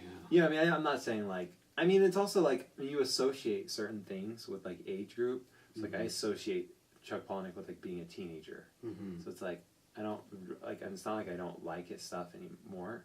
It's just sort of like Radiohead's kind of the same way. Like I associate Radiohead is associated with like being a teenager to me. Mm-hmm. It's like I don't still like listen to Radiohead a lot. Yeah. It's not their fault. It's just I'm sure they're making awesome stuff. Yeah, I really liked In heard Rainbows and stuff. their newest one. I listened to a little bit of it. Yeah, I heard like 2 songs. It's good. Yeah, I like sounded a lot like Radiohead. Yeah, for sure. No, I mean, I really dig Yeah. them. And I can't, you have to take the album as a whole, Mm-hmm. So I'm a huge Radiohead fan, Yeah. huge influence. But so I just like not trying to say like, oh, I think he sucks. I don't know. I just read Haunted and I didn't like it that much, and I don't think I read haven't that one. haven't kept up with them. So Yeah. What was the other? They made a movie off of it, and it was about. I think I'm trying to remember the actor. Choke. Yeah, that was a pretty good book. I remember. I love Choke. Yeah, that's my favorite of his that I've read. Mm-hmm. And the movie. Obviously, was it's the most sexual, so it would be like my favorite. For sure. It's not a sex addict guy. Yeah. It's really so amazing. I mean, I can't really remember the movie that well. I know I saw it. I saw it like in the theaters, and Chuck Palahniuk was there. Like it was like some screening at Sundance, I think. And like the actors were there. I think Sam Rockwell was there. Nice. Yeah, so that was the best. Like seeing him, that's he's one of my favorite. But anyways. Yeah. It needed. I mean, that movie needs to be like rated X for it to really work. Yeah. I mean, he's like a sex addict, and so many of the jokes in the book are like while they're having sex, and so They're you can pretty really filthy. It's really filthy. Wasn't there like anal beads scene Anal in the beads. There's like Yeah. fake rape scenes That's where like a right. girl, like remember so. that. There's all that kind of stuff that they. There's a part of the thing where he's watching a porno where a monkey's shoving nuts up in the guy's ass. So it's like. That movie, needs to be like rated NC-17 and not R-rated. Yeah. It was a violence. push. It's not for violence. Yeah. If it was a violent book, they could have done it. But Fight Club's violent, so they can do it. But you can't do sex stuff. Which is weird about our culture. They Yeah. totally no sex, violence all you want. Yeah. It's like, okay. Act of love, not good. Act of murder and hate, very good. Good numbers. Fills the seats. But that's what you get. You reap what you sow, I guess. Love that war and stuff.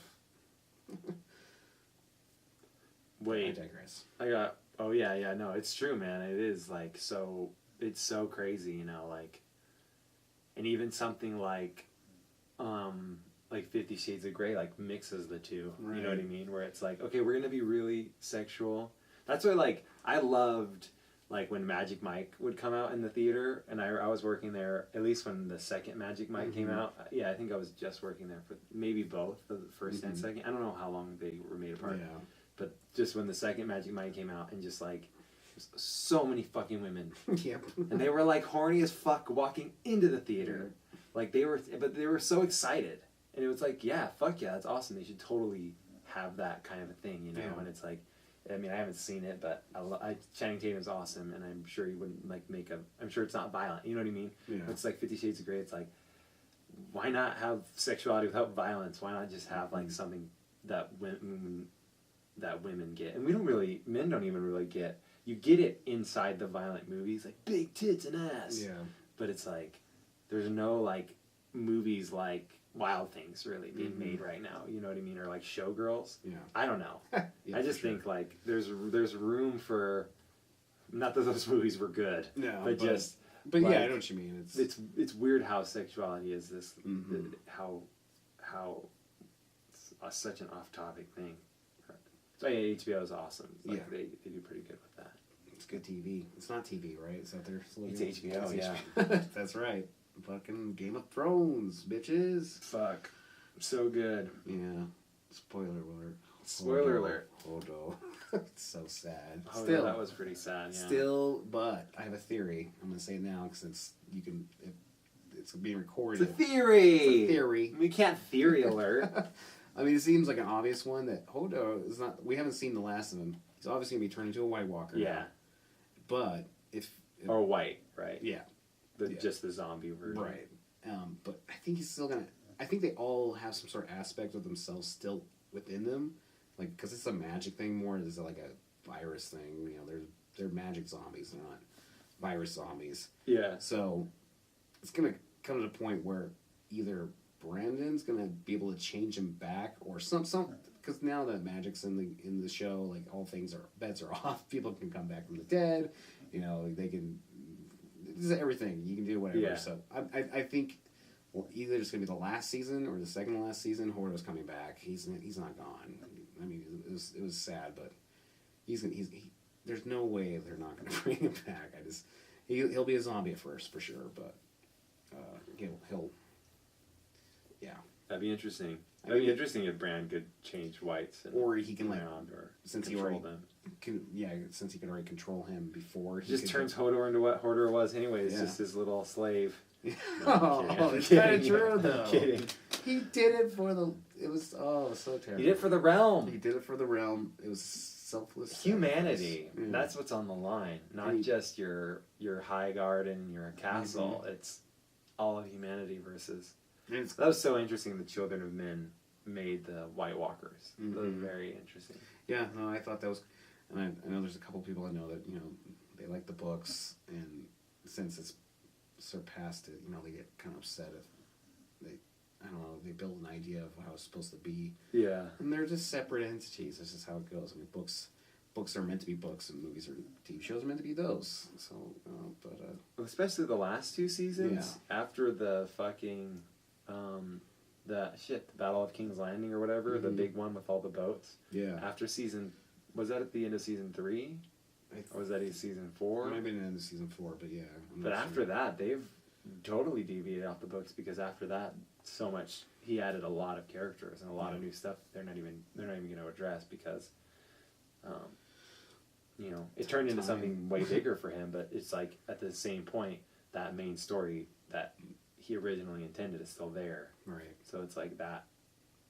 They're not dealing with all these people. Like I know there's like a Targaryen guy that's running around, but it's like they're just not dealing with that because there's a chance he might not. I know, I don't know, whatever. I don't know about the books that much. I've only read the first two, and then we were at fucking the movie theater, and then fucking Ty and all those guys were reading them, and they would just tell me shit about them all the time. So it was a total turn off. Okay. They'd be like, spoiler alert, Jon Snow fucks the redheaded chick, and I'm like, they wouldn't even say spoiler alert. They just say like, I remember one time I was sweeping up with Ty, and I was like, I was like trying to be like, dude, I asked you 3 times. I just wanted to be like, please stop telling me stuff that happens in it. Because I was, but at the same time, saved me the time of reading the books, I guess. But they're really well. I mean, it's just a sharp dude. Yeah, for sure. I mean, I don't know from personal experience because I'm a bad fan. I'm not the one who read the books. I'm sorry. Oh, you didn't read any of them? I didn't read any of them. Oh, fuck it. Well, we don't even got to talk about the book. The show's awesome. It's streamlined. Yeah. It's great. I don't have... Yeah. I mean, Ramsay Bolton's a real good bad guy right now. Mm-hmm. Oh, what a shitty... He's going to kill... I mean, this will probably be out after the fucking whole season's done this last season, but my guess is this is going to kill Rickon. Mm-hmm. And because as much as we hate him, we can always hate him more. Yeah. I mean, fucking, what's his fucking... killed his mom, right? His dad did. Yeah. Bolton killed his mom. Yep. So it's like, kind of understand that aspect. But the dogs eating the... Yeah. That was so... Well, let's just say children are not safe in Game of Thrones realm. They are usually the first to go. I mean, like, the opening of the show shows a child being thrown out of a window, which starts the whole thing, so... Yeah. And babies die, kids die, they get fucked up. Robert Baratheon was trying to kill little baby Daenerys the whole time, and the little whatever his fuck his name is. And then the girl got burned at the stake, and then that's right. The Hound killed that kid like in the first or second season. It's just they like killing kids. That's HBO, so they can do that. Yeah. If they had sponsors and ads, they would never be able to put that in there because that's just a big no-no with like. Yeah. You at least don't show children being killed. They like to kill animals and kids in that show. There's only 2 direwolves left, right? I think so, but I feel like one of them isn't dead. I was trying to. What's the little Stark that just got Rick? Yeah, when they pulled out his wolf's head, it looked a little too small, right? It didn't look like a big. I feel like that was a cop out. I feel like that's not like his wolf's still. I'm hoping because I don't. It's not. It's sad. We like people. We love animals. And we love young kids. Yes, they does. And we just fucking hate other adults. It's like you have these. Kill the adults, whatever. leave the animals and children out of it. But you're not. Yeah, like I said, you're not safe in Game of Thrones.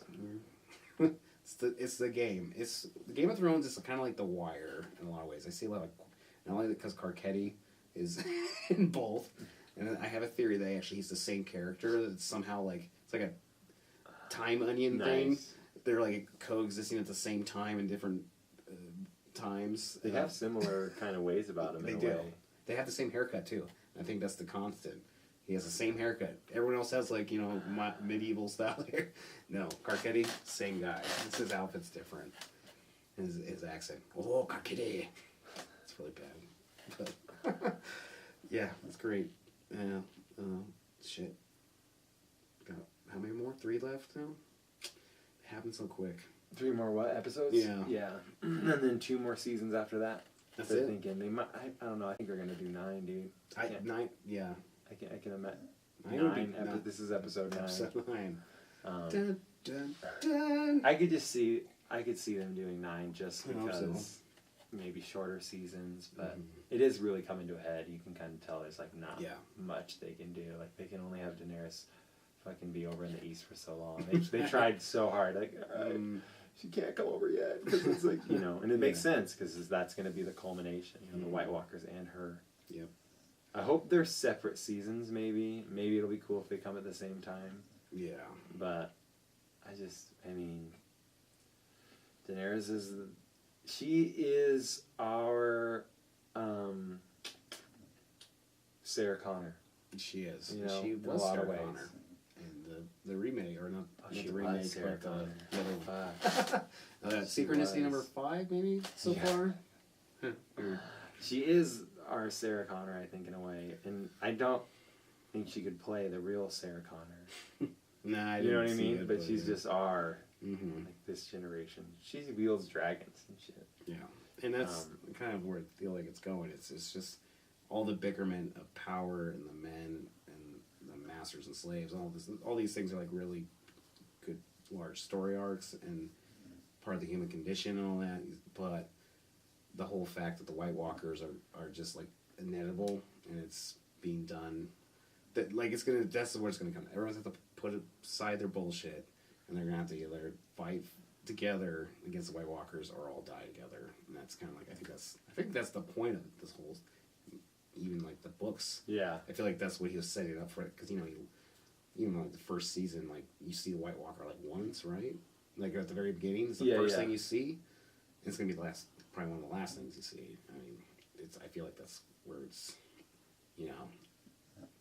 Anyways. No, that's so true, man. I think it's gonna get done. It is. It's a good like metaphor for stuff like global warming or stuff like nuclear bombs or whatever. Where it's just like there's bigger fish to fry, or the fact that the sun's gonna die out and whatever, and we should work together and do space travel and figure out that kind of shit rather than bicker over bullshit. Yeah.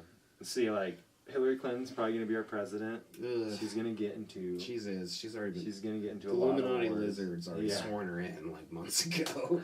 They did the whole ritual. Yeah.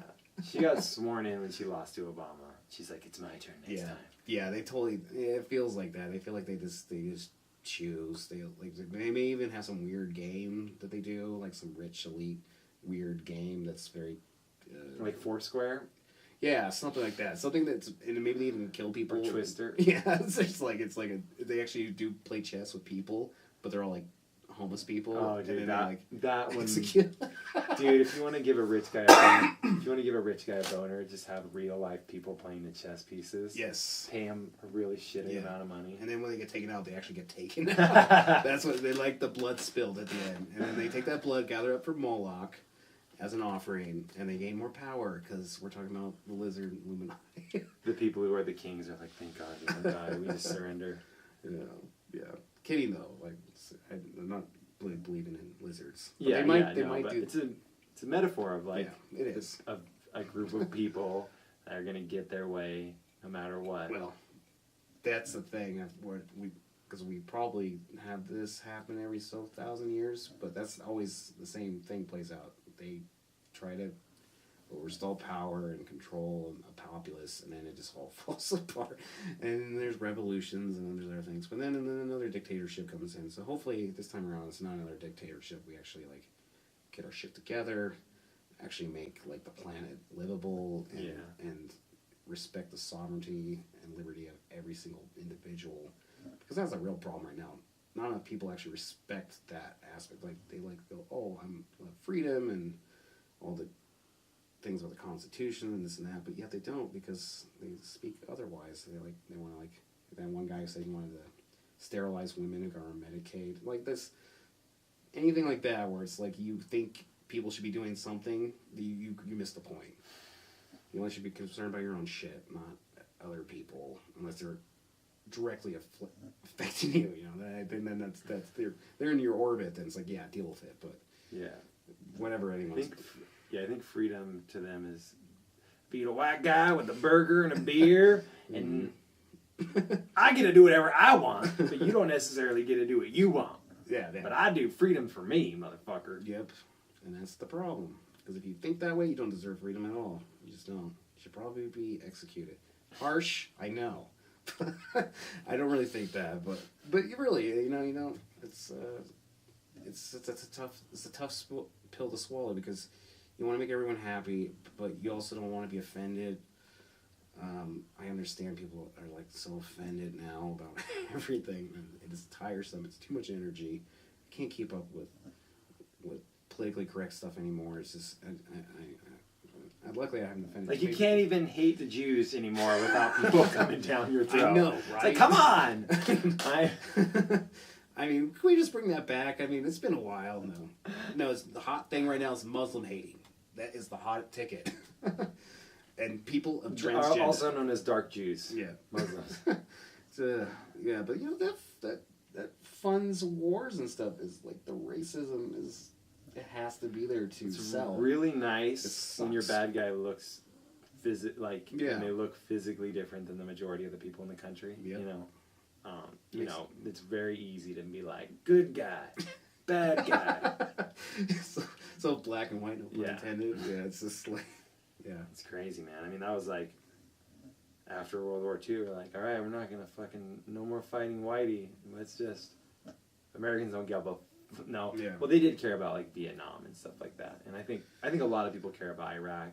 A lot of people care about like what we did. We just like decimated that part of the country. Mm-hmm. It's insanity.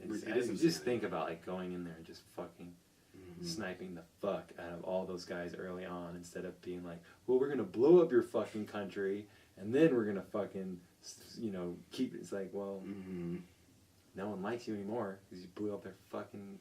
Yeah, made things worse. Now we have the ISIS. I wouldn't like a fucking country if they came in like blew up all my shit. No one would. That's the problem. Human nature. If we don't respect the sovereignty and liberty of everyone, we don't deserve it. That's just how I feel.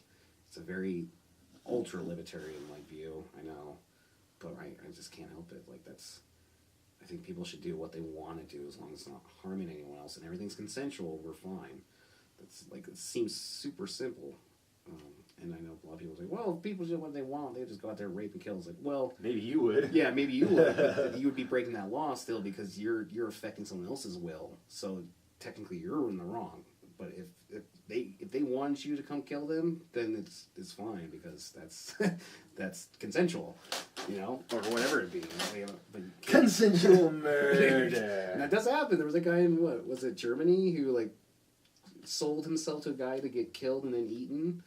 And I know like they got in trouble for it afterwards, but like I think the 2 guys were involved or 3 guys.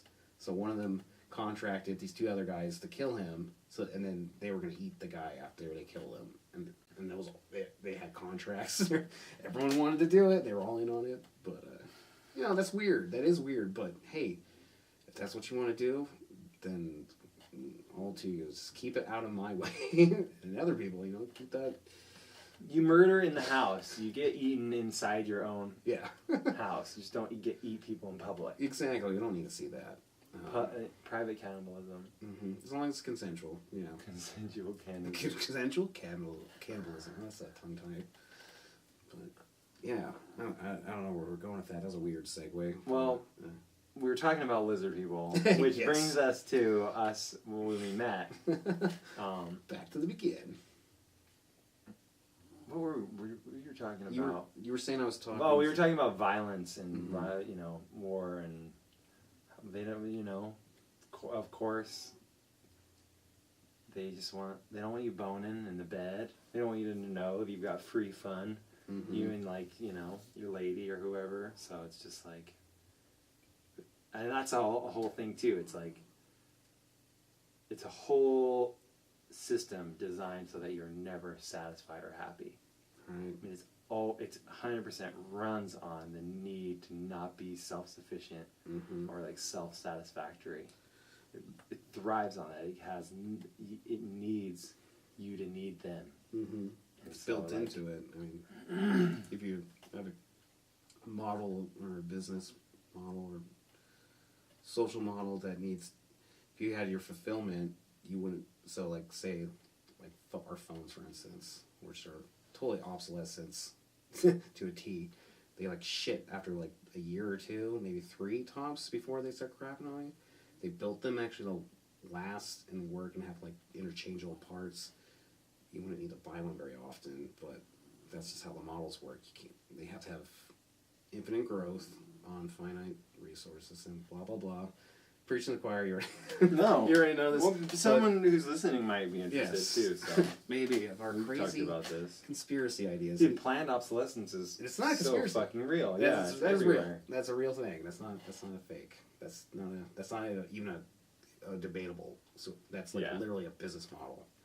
So yeah, that shit needs to go. It's a product of baby boomers. And I'm sorry, baby boomers. None of baby boomers are probably gonna watch this. But, they sold us a bunch of bullshit, and we just need to cut it out. They lied to us about a lot of stuff. Yeah, it doesn't work. Getting the house and the one job and having to support the family and all that, it doesn't work today, and it's not going to work 10 years from now. Even it'll work less than it does now 10 years from now. So we just gotta do things differently. And it's so insane to think about getting out of high school and being able to have a job that you could easily feed a bunch of kids. I don't want to have kids. Mm-hmm. I don't think I want to have kids at least till another 10 years, but just like, that's crazy that you could do that back in the day. Yeah. I mean, you could, one source of income, you can raise a family, have a house, car, gone to college and had no debt from it. It's not like the money went anywhere. The pie just got smaller for certain types of people and bigger for other types of people. Mm-hmm. And that's like why, this whole Bernie thing, like, they just like, shoot that down as fast as they can. I mean, it's not. You can't shoot that down. Because people know and people are angry, and there's going to be people that are like Bernie coming up eventually. I heard like a few of his Bernie-style Democrats got elected recently. That's good. And so it's just like that. But it's just that whole thing where they just see that, oh, fucking McDonald's and good TV isn't enough for you? Shit. Like, but it's like they just want you to have that bare minimum where you're just like, well, I've got a big screen TV. I'm middle class. I've got a 45-incher. I'm middle class. It's like, no, you're not middle class just because you have a TV. You're middle class if you fucking have some savings in the bank and you have some like ability to travel. But a lot of people don't even have savings. Totally, man. We're getting like majorly fucked. Mm-hmm. People are getting majorly fucked financially. By like, it's just insane. Well, you know, we built a lot of systems that are. When I say we, well, obviously we didn't do it, but collectively we built things that were sufficient and help. You know, like it's cutthroat out there, and they reward shitty behavior, like sociopathic behavior, and then obviously that's going to get out of hand at some point, which we already saw, like the crashes here and there, and the home mortgage crisis, and just going, hey guys, it's okay, you're fine, you know, that no worries, I'll have some more money and go on vacation. It's insane, but that's just the world we live in right now. That shit's not going to last very long, and that's the irony of Bernie Sanders' phenomenon. And actually, if you look at it, Donald Trump and Bernie are almost like kind of like the same guy, but they're just like duality-wise, they're completely polar opposites. Like the Spock with a goatee? Yes, totally. That is the best metaphor you can use. It's Spock with a goatee and Spock without.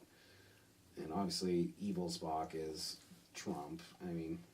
easy. He isn't a villain. Like he acts like a villain from 80s TV movies, which I'm suspicious about. I feel like almost he's doing that on purpose. Like I just think he's a plant. I don't. It's just a gut feeling. He was saying that you didn't mean to say that on the podcast, right? Oh yeah. So so this is not just my theory, but you know that supposedly he had a phone conversation with Bill Clinton before he announced that he was going to run. I think it was like 20 minutes long or so. It might have been 45 minutes, which is a long conversation for, you know, people, powerful people like that, and you don't really talk that long. I'm sure when you're up that level. Donald, how's your pussy game? Hey, that's a good one too. Nice. So yeah, they had the secret phone conversation. None of them will talk about it, but it was on record that they had a conversation. I feel like he told him like, look, we want you to do this. We will fund you. Because he hasn't put any of his money, from what I understand, into his own campaign. He actually even borrowed money from his own loan service, and that's like all weird, and I don't... Trump, you're not going to have to pay for it. And he's going to keep the money, and then after this is done, he's going to also get a bunch of money from it because he's going to sell books, they might probably have a movie, you know, whatever it's going to be. He's a redneck hero, too. Yeah, he's a redneck hero. It's just he's just playing a character. I know so many like old Republicans that won't vote for Trump. Yeah. So when I say he's a redneck hero, like there is a very specific kind of Republican that likes him. Yeah. And it's not even the homophobic. No. You know that aspect of it. No, it's a whole other beast. Yeah. It's dissatisfaction. And that's the thing. Like people that are Trump supporters too, and Bernie. They almost have they're almost in the same situation, and it sucks that they're fighting each other, and that's part of the plan is like the division, you know, the whole divide and conquer. That's what it feels like to me. Well, it's like the Bernie side is the ones that like black people and Mexican people and people of color in general and gay people, and then the Republicans are the ones getting fucked over, just like the Bernie people, but they're bigots. Yeah, like so totally. You know, not everybody who likes Trump is a bigot, but probably the majority. They're probably over 50%. Over 50%, I think I can safely say, of Trump supporters are bigots. If they see a Sikh man, they're probably going to think he's a terrorist, and that's unfortunate because if they knew, Sikhism has nothing to do with being Muslim. But you know, hey, you know, educate yourself. That's all I can say. But yeah, no, they're But the thing is, everyone's getting fucked, and that's the problem. They don't see. It would be actually I would like to see if the Trump supporters and the Bernie supporters all gained together and just put aside the whatever it be, like you're too PC or you're too racist, whatever it is. If everyone got together and we actually made some things happen, like actually when I say actually it happened, like I don't sounds terrible and probably people will get mad, but I don't think voting's really going to do much per se. And we're already seeing some of that, and every 4 years, the delegate stuff, it's an obvious, it's an obvious sham. I hate to say it, but like, anytime anyone does anything that's really, impacts change, it's usually when just a bunch of people group together, and it's like they walk to the state capitol, and they're just like, "Fuck you, get out!" And everyone's like, "Okay, well, there's 300,000 of you out there." I mean, I would never even if said so 100,000 people or even 1,000,000 people flooded Washington and said we're done with this. I don't see it blowing up into violence. I wouldn't see our own people in our armed forces going, yeah, we're just going to kill citizens because they're dissatisfied. Like what is in the Constitution, if we're dissatisfied, we're technically allowed to change it all. And they're trying to make us forget that. And that's, when I say they, you know, fucking lizards. Lizard psychopaths. They're duped us all. We're under their spell. We're under the spell of debt and everything. You're telling me that when I finally get my convertible car, that I'm not going to be completely and totally satisfied every single waking moment of my life? That's crazy. No way. I don't think so. Wait, if you have a hot girlfriend, that doesn't mean you're going to be happy? No. This can't be. Why? If anything but that. Yeah.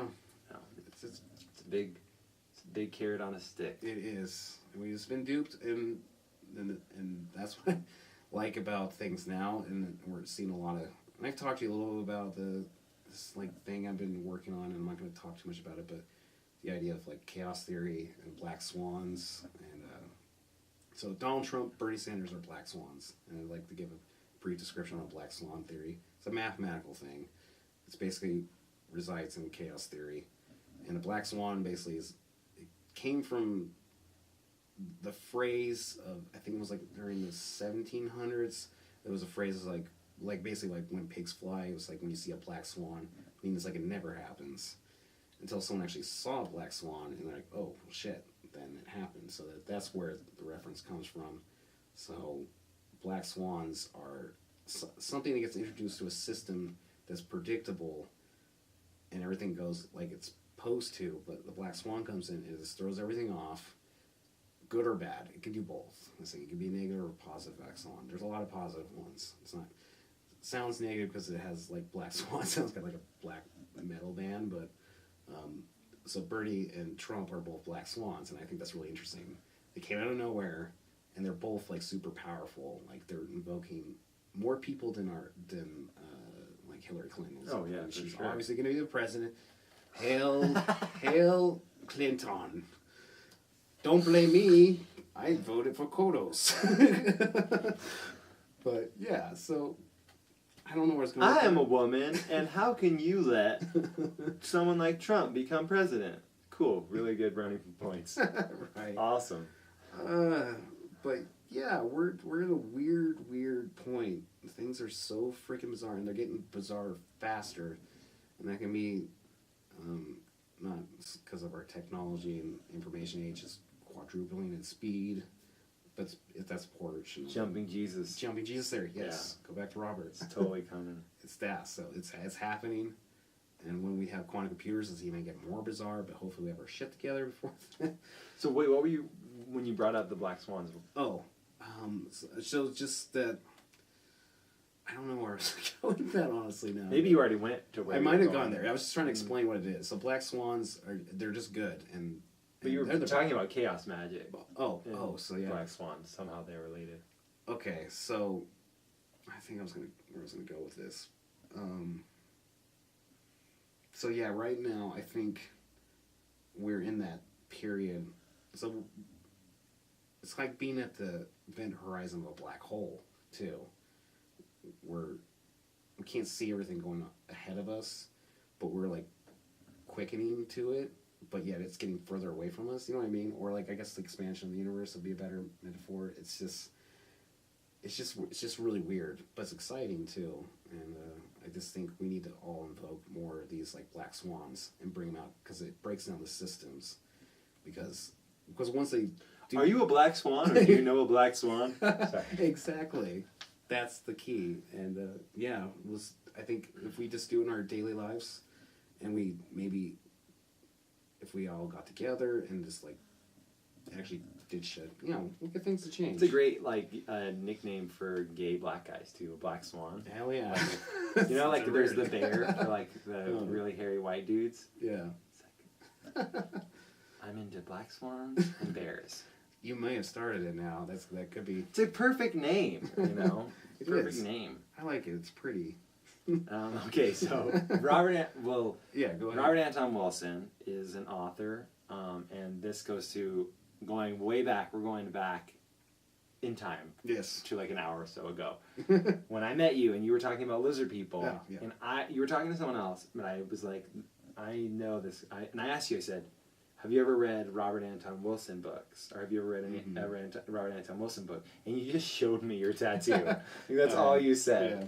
You just showed me. You can show if you want. I mean, people would like to see it. It's an anagram. Is it invisible? It's a 9-pointed. It's a 9-pointed star, and we're on the 9th episode of John White's podcast. Nice.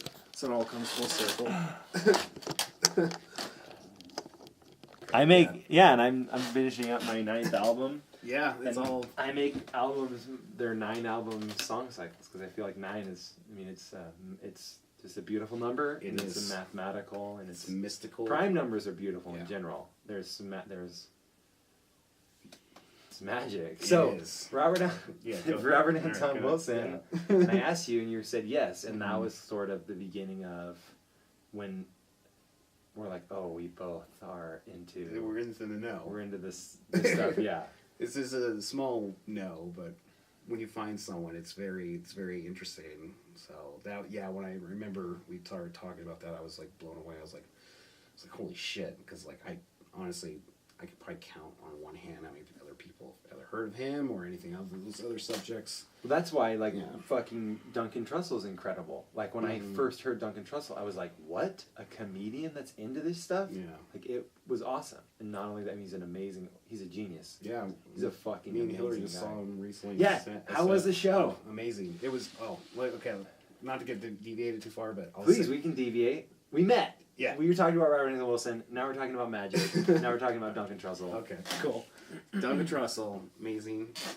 And I remember being exposed to him a little bit from like Joe Rogan podcast, but I didn't really know much about him. But you told me to listen to his podcasts because I knew you were into magic. And I was like, you're like, dude, listen to this guy. You're gonna love it. And and he had a pretty large back catalog. Not a super. I think it was like at least 40 episodes. It might have been more.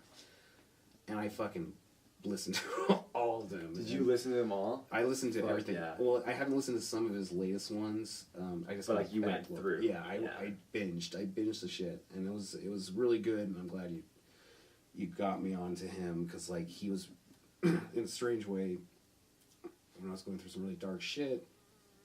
His humor and just the similarities and things, and it just helped a lot.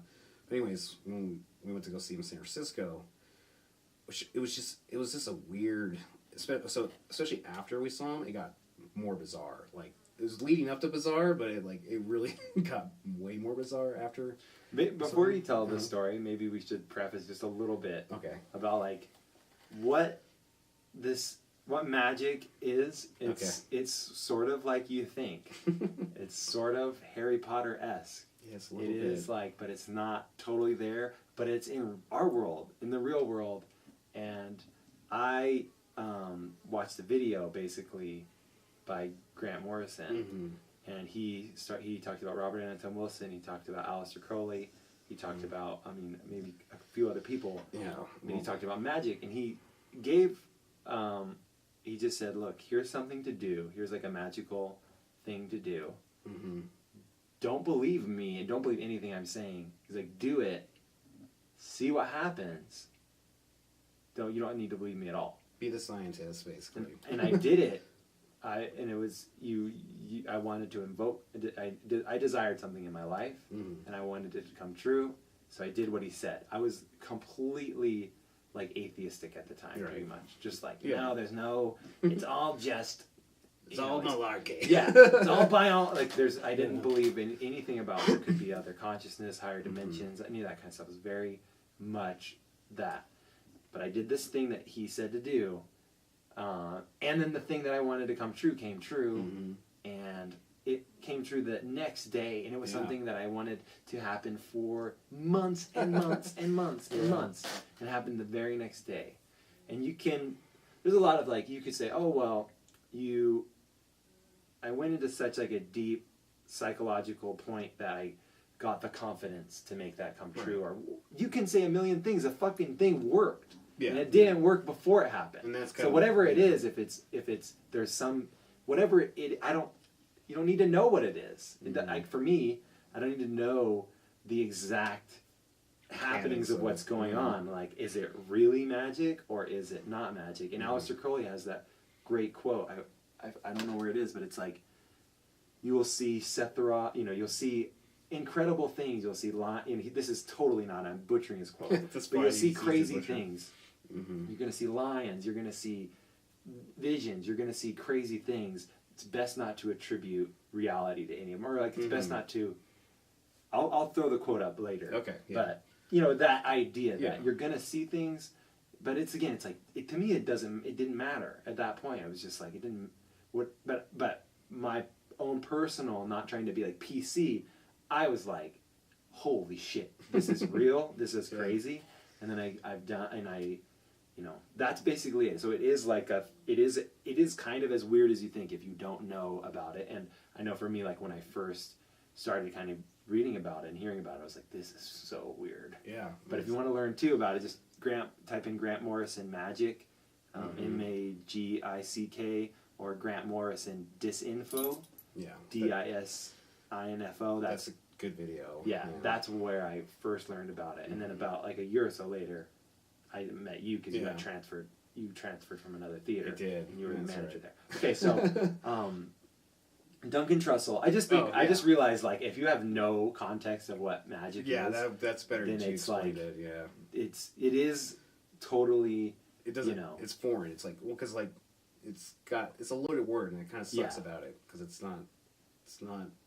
It just makes you think one thing or another. So you either think Harry Potter or think stage magicians, illusionists, technically. That's a whole other thing that's kind of involved with the magical world, but we won't get into it. That's just too much. But yeah, it sucks because it's one of those things you can't really talk about to people, especially if they're not. I'm not going to say open-minded, but if it's just too weird for you can talk about a cup of water turning into the actual blood of someone that died 2,000 years ago, and no one will bat an eye. Exactly. But if you start talking about this, it's very weird. It is.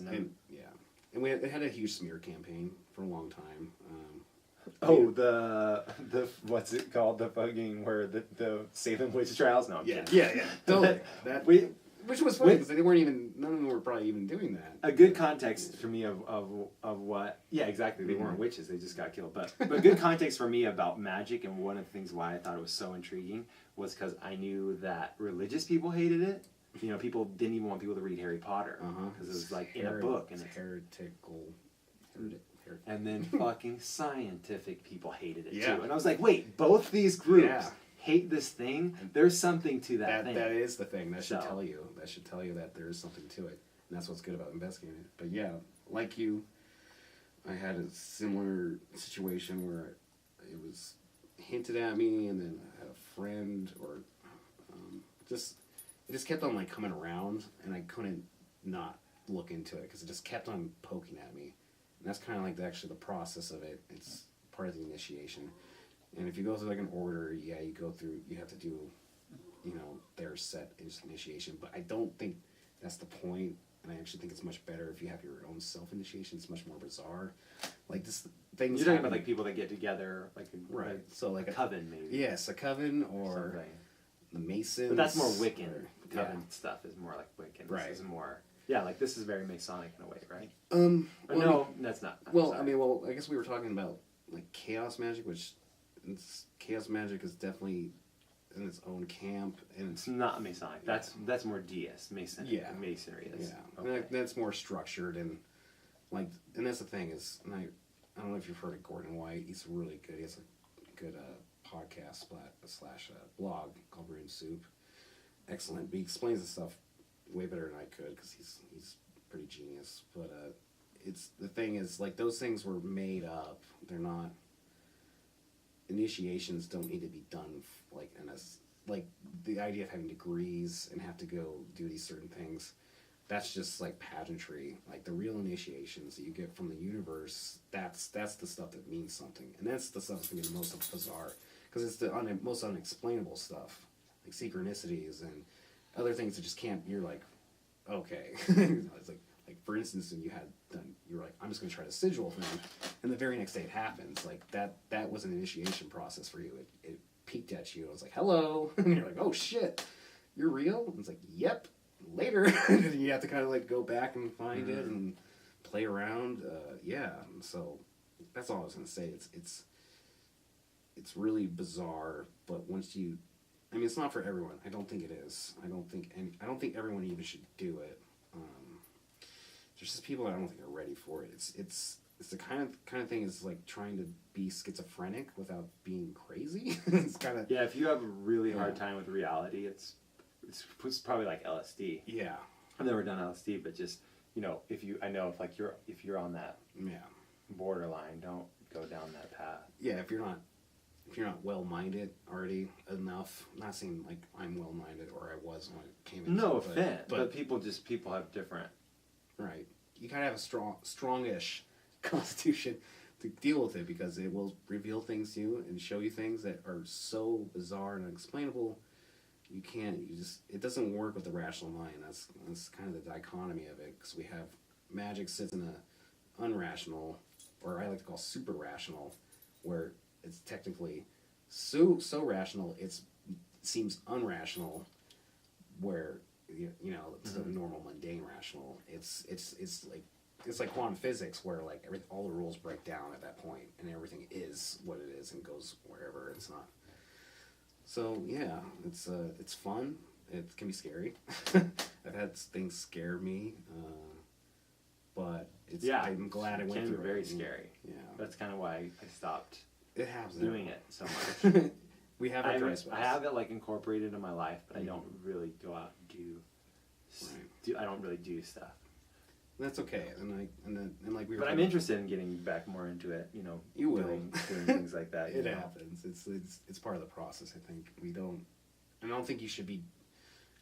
People that go hardcore into magic, like it's more dangerous, because you're more likely to drive yourself insane, because that's just how it is. It's like drinking a crap ton of LSD with wine or whatever you can think of, any intoxicating thing. Yeah. You just don't want it. You want to sip it. You don't want to sit there and just go brr.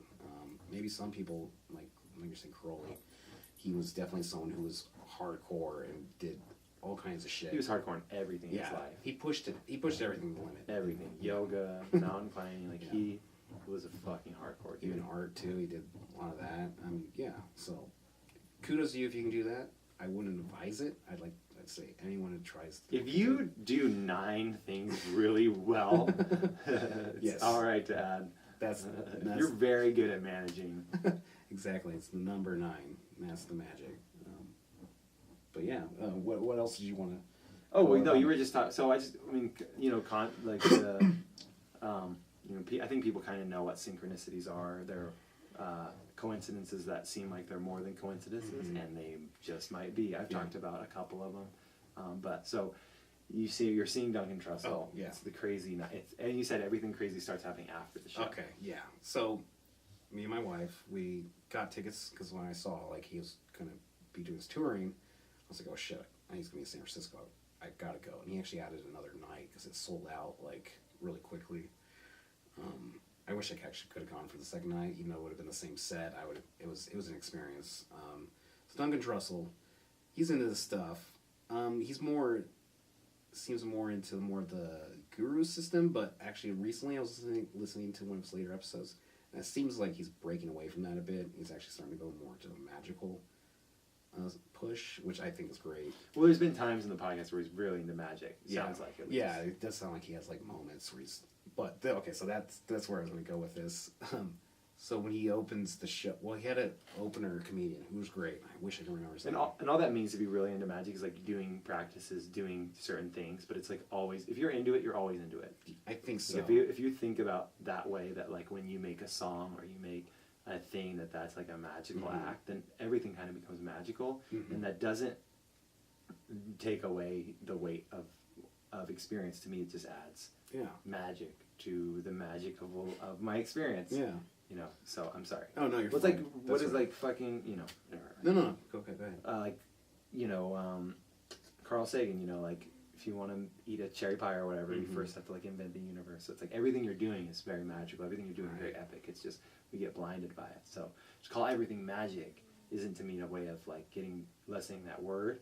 It's a way of illuminating like an experience that's already going on instead of just thinking like, oh, I'm exactly. No, No, you're right. please. And that's kind of like, that's actually really great you brought that up, because I feel like that's exactly a really good way to describe it, because instead of compartmentalizing everything, and like, you know, like science likes to break everything down into systems, and then they even put people in fields that are completely separate from each other, but they're even might be from the same system technically. That, I mean, I can see why we do that, and that's good and all, but it really, I think that fragmentation, you don't see the forest for the trees, and just calling it all magic is a great way to do it. And I might sound silly, but that's what all creation is. It's a magical act. It's alchemy. Yeah. Two things, you know. Exactly. I mean, we live in a dualistic world, and if we didn't have one or the other, it would all fall apart. And that's just how it goes. That's like, this is really off subject, but like that's what I hate so much about like some of rap music, like and just an attitude in general. Like Drake has this song where he's like, it's all me, I did that shit, it's all me, then I did that other shit, it's all me for real, something like that. And it's like, well, you didn't invent microphones, you didn't invent computers, you didn't invent, no, it's not all you, and it's not all me, and it's not all anybody, you know. And it's like this thing that like that the alchemy of a computer with a microphone, with the technology, you know, it's the alchemy of the accumulation of thousands of years of human intuition to like get to that point. And so you're rapping about how it's all you. Exactly. And it's like, you're missing the point. You're fooling yourself, and that's why you might never feel, if you're like that, if that's like your thing, to being like narcissistic.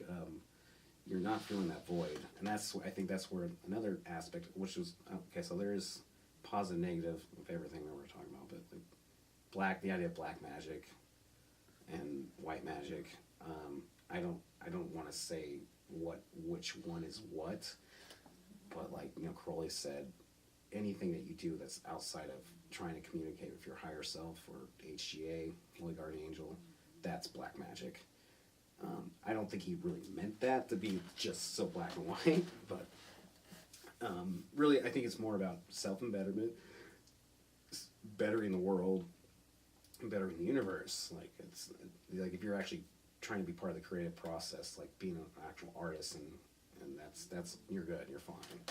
Like, it was like self-serving, and like when it's all me, and there's those type of magicians, and I think that steamrolls you at some point, because the motion of the force of the other side is too much. It's too strong. It won't allow. It'll self-correct like a computer if it sees a virus in there. So don't worry, we have a new president.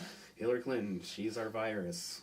Oh, sorry, off subject. no, but we should go, because I want to go back to the Duncan Trussell. Okay. This is the third time we've gone to it. That's fine. Third, That sets up. Third time, prime number. It's the Boom. charm.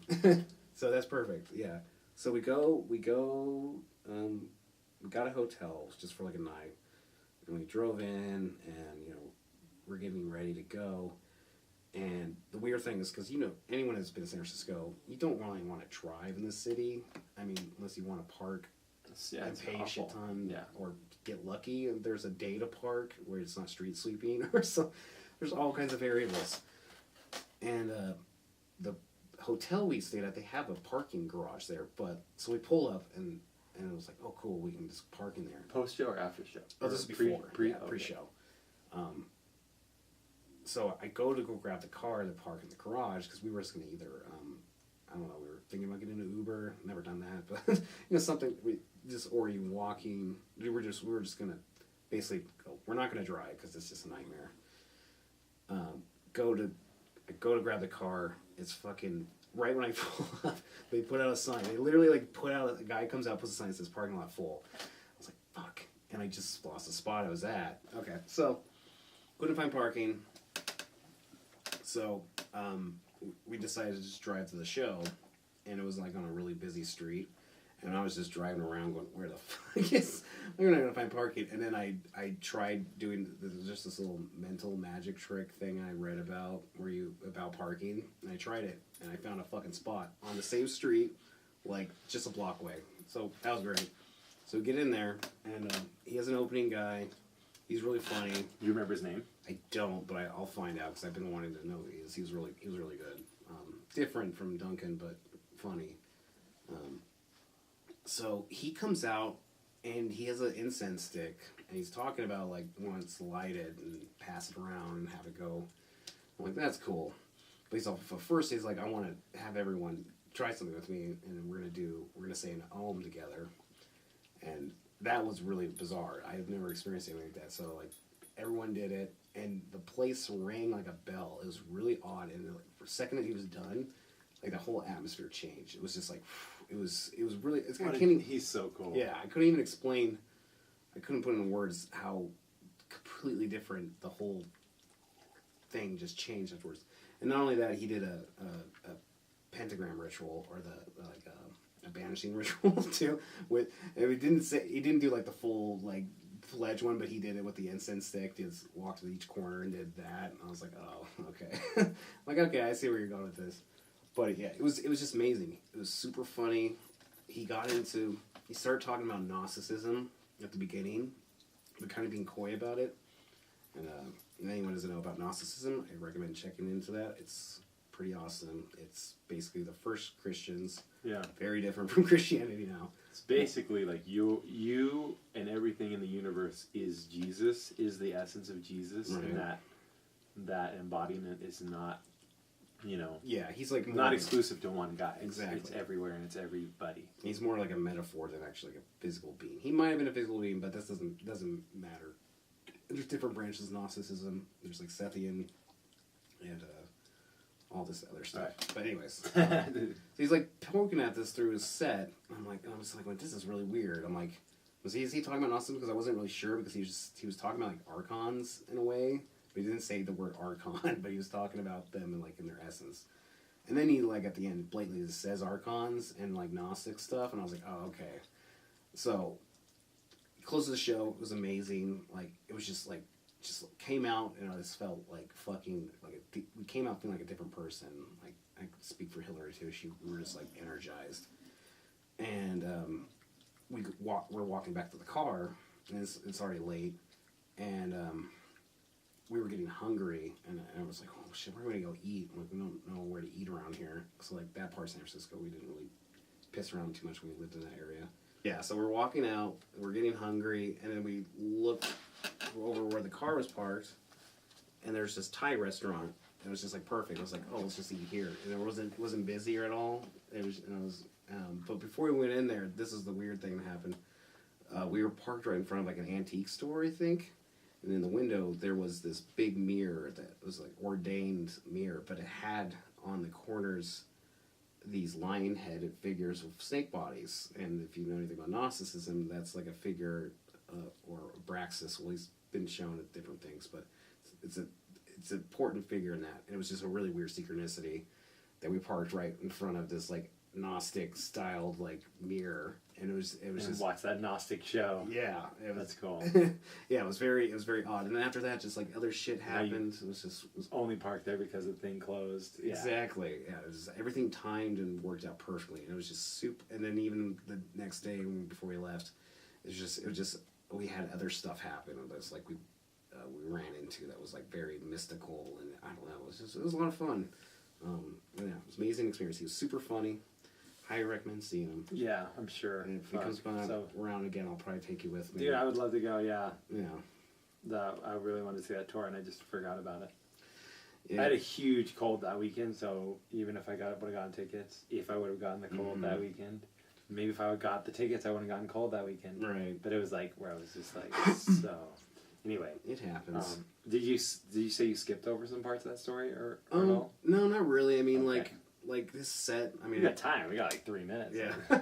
No. I mean, like it was just very interesting, and everything worked out in such a way that I could not deny it was like kind of a magical experience.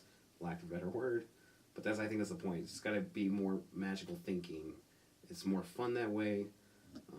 It changes your outlook, makes things more colorful. I have less depression. So if it's all bullshit, that's fine with me because the bullshit works. Yeah. So that's all I'm saying. I think for you too, like, you know, we can agree that it's something to it, and we'll have more discussions about it, I'm sure. Yeah, definitely. Greg will be on again. We didn't even get into your art or anything like that. Yeah. So actually, the next time, maybe I'll do it with you and your wife at your guys' place. Yeah, that'd be fun. Just kind of, you know, I'll bring. The memory card keeps running out. That's why we're cutting in and out. So it's the Archons, by the way. Yeah. The Archons are trying to destroy the truth. Lizard people, come on, people, wake the fuck up. That's awesome. And on that note, I guess. Yeah, and also when I mentioned Gnosticism earlier, I was talking about Gnostic Christianity, which is different. So I got that. I was off on that one. Yeah. But Gnostic Christianity is still interesting. Check out the Gospel of Thomas. Google it. It's super easy to read. It's little bullet points. Yes. Little sayings of Jesus that were maybe too pro-poor, so the people that wrote the Bible kind of cut them out. Yeah. The Gospel of Thomas is very, it's very not chasing a carrot on the stick. No. It's very enjoy life now, see the beauty in now. Mm-hmm. God lives under a rock. God is the rock. You know, all that kind of. Yeah, it's wonderful stuff, and that's an interesting story in itself. The discovery of the non-commodity library, like that whole story. We can get on that next time. We'll do some research and get our shit together. Hell yeah! Well, this is a long episode. Thanks for watching. Now we got Alex Korostinsky up next. Thank you, Greg Henry, for being on the show. Thank you, Greg Henry in the motherfucking house. All right, thanks, guys. What's up, folks? I'm sitting here with Alex Korostinsky. He is a man of many talents, among which is a bassist. He does these really cool, he does great drawings, art cutouts, he engineers, he mixes, he plays guitar, keyboard, everything you can think of, he plays pretty much. And you produced awesome albums too, so that's intro. We'll put the website up right here and all this stuff. But thanks for being on the show. You're also my best friend. Oh, that's the thing too. That's why we're really doing this. Yeah, dude. You really are such a good friend, man. Back at you, man. Thanks, dude. We met at an open mic, and I don't have the fucking nice mic on. This is ridiculous. We're gonna pause this. Yeah, so microphone. Mic on. So we met at an open mic. That was basically it. My side of the story is I saw you. I was like, he looks like a cool guy. I want to be his friend. And then we became friends. It's true. Pretty fast after that. Yeah. My side, I was with Mark. I think we might have done an open mic at Java Jungle too. And you went up, and you were just crushing it. And Mark and I were like looking at each other, thinking like, I like everything this guy is doing right now. Musically, you know, everyone else didn't seem like they had it, but you did. So we were just like, who is this guy? Because it like blew our minds. So thanks. Then then best friends. Hell yeah, dude. That's awesome. And then best friends. I remember like the first time we hung out, we watched, I don't know, was it Brian Regan? I think it was a Brian Regan special. Yeah. And we watched that. And then I was like leaving, and I was like, see you, dude. And you're like, see you, man. It's like, have a good one, man. I'll see you around. You're like, yeah, see you, man. I'm like, all right, dude, I'll see you around. Like, I was just like so nervous or whatever. And then you were all, yeah, dude, we've already said bye. Or you said something like that. It was really funny. I don't remember that. I just remember being like, having like that nervous. Something I've worked on too with like phone calls. I've noticed that. Like now it's just like, all right, see ya. just Yeah, before just it's like see it, but yeah, have a nice day. I still have those. Yeah, it's hard. I still have those moments. You never want to be rude. You never want to be like, because in movies they never even say bye. They just hang up. Yeah, yeah. They just are They like, don't say shit. okay, sounds good. As I almost kind of like, I like that in movies. I like how it's everyone they just know, but in real life you'd be impolite to. Or at least I'd feel impolite not saying goodbye. Like I would, like that. If someone did that to me, I'd be like, that bastard had hung up on me. Yeah, it's true. Every watch every movie, they hang up. Everyone hangs up on everyone. Yeah. They have these agreed upon times. It's really fun. I wonder, like, what started that in movies? There's a lot of movieisms that happen in general, but I wonder maybe it was like a film that started it, and like some director was just like, I love that. I'm gonna have everyone hang up in my movie too, and then it just became like a movie thing. Yeah. I don't know, maybe it's in plays too. Like if there's a phone situation in a play, I feel like that type of thing, especially in a dramatic play, like people would just hang up. Yeah. Who knows what it's from, but it is interesting. It's weird. It's weird. Maybe bye is just so boring. Like that whole that whole. It's in comedies. Yeah. I bet you anything it's in a comedy. Because a comedy, the thing about a comedy is that it's supposed to be very close to real life, but like the problems that the first person is going through are like exaggerated problems sometimes, but everything else is like hyper realistic. Yeah, that's true. In normal like comedic movie like writing, usually it's like real life, more real lifey than anything.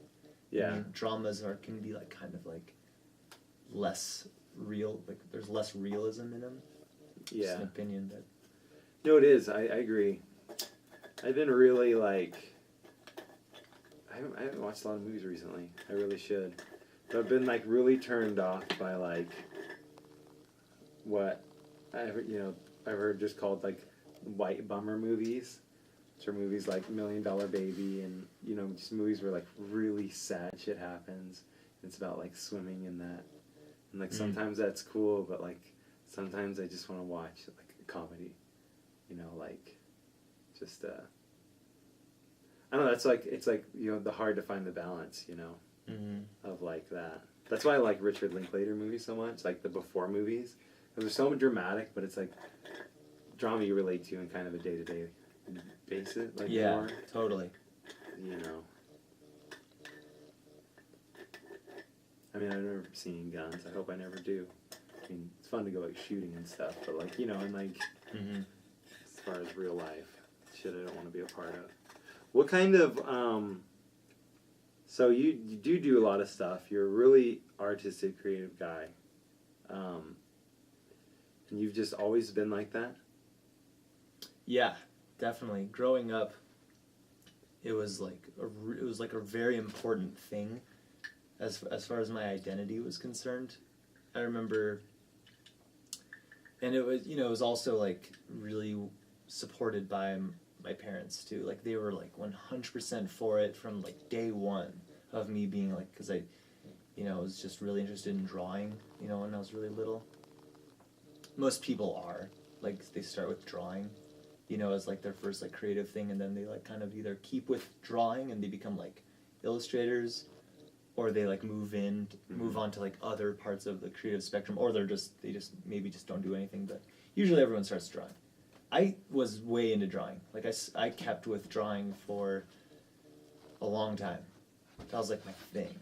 And so there's this funny moment when it was like before first grade started, and I was like obsessed with drawing. My mom had met, probably, who knows what the reason was, but she like met I had two teachers for first grade. They worked together, and there was this one day before school even began in first grade. We had just moved to the area from some other part of Reno. We had just moved, She was like getting acquainted with everyone or something. And she told them that Alex loves drawing. Like, that's one thing about Alex. I mean, I don't know what she was doing, but she was like telling them that like I loved drawing. That was my thing. And I was there in the room when that happened, drawing on like one of the desks. It took place in the classroom. And but he heard them say that, and you were drawing. I was just drawing. I was hanging out. I went with my mom for her to talk to the teachers, and I was just hanging out. And so I had like some paper or whatever. And I was just drawing. And then so in my head, I thought that I didn't know what school was yet. It was first grade. I didn't really know like what I was about to do. I didn't know shit about anything, but I liked drawing. So first day of school, everyone was like, you know, attentive and, you know, raising their hands and participating.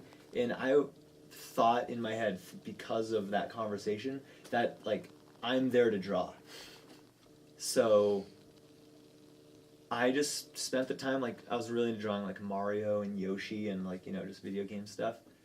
And I got scolded like hard, and I didn't understand. Like, it was like this cognitive dissonance, because I was like, oh, I thought, like, in my head I was like, it's so right, and I was like passionate about it, and I was like going for it. So the person that scalded you isn't the person that said that you love drawing. My mom said that.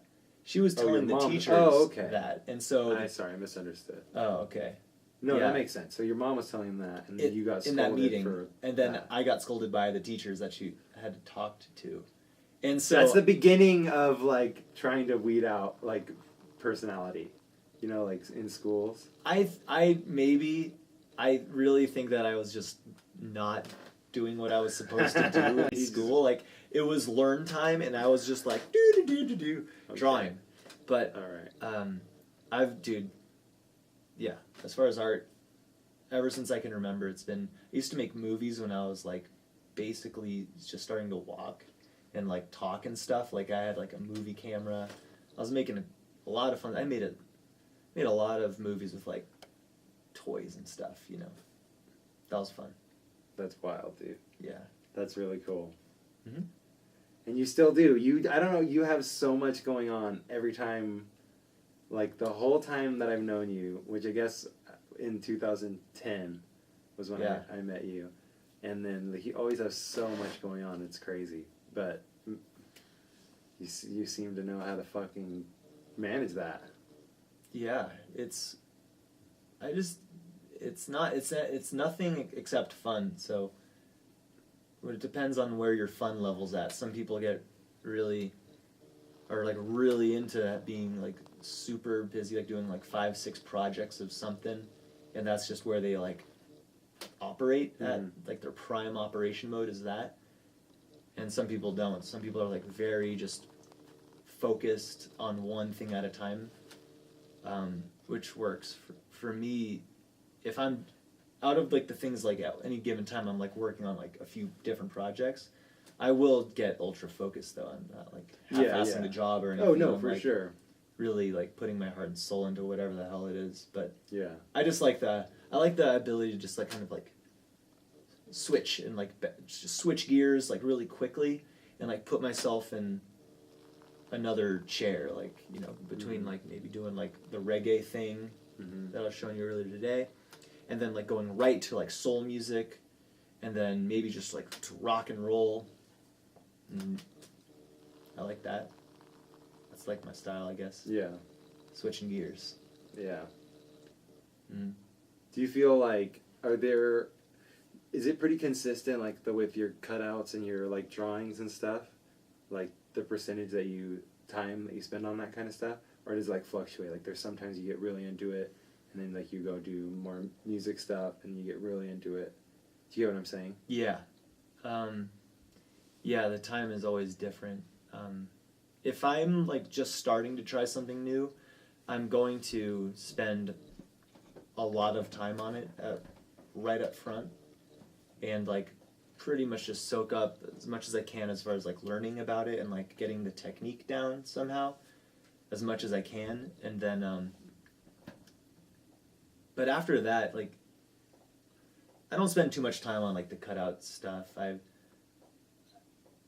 did that a lot at one point, and then I have, like, kind of just gone into different.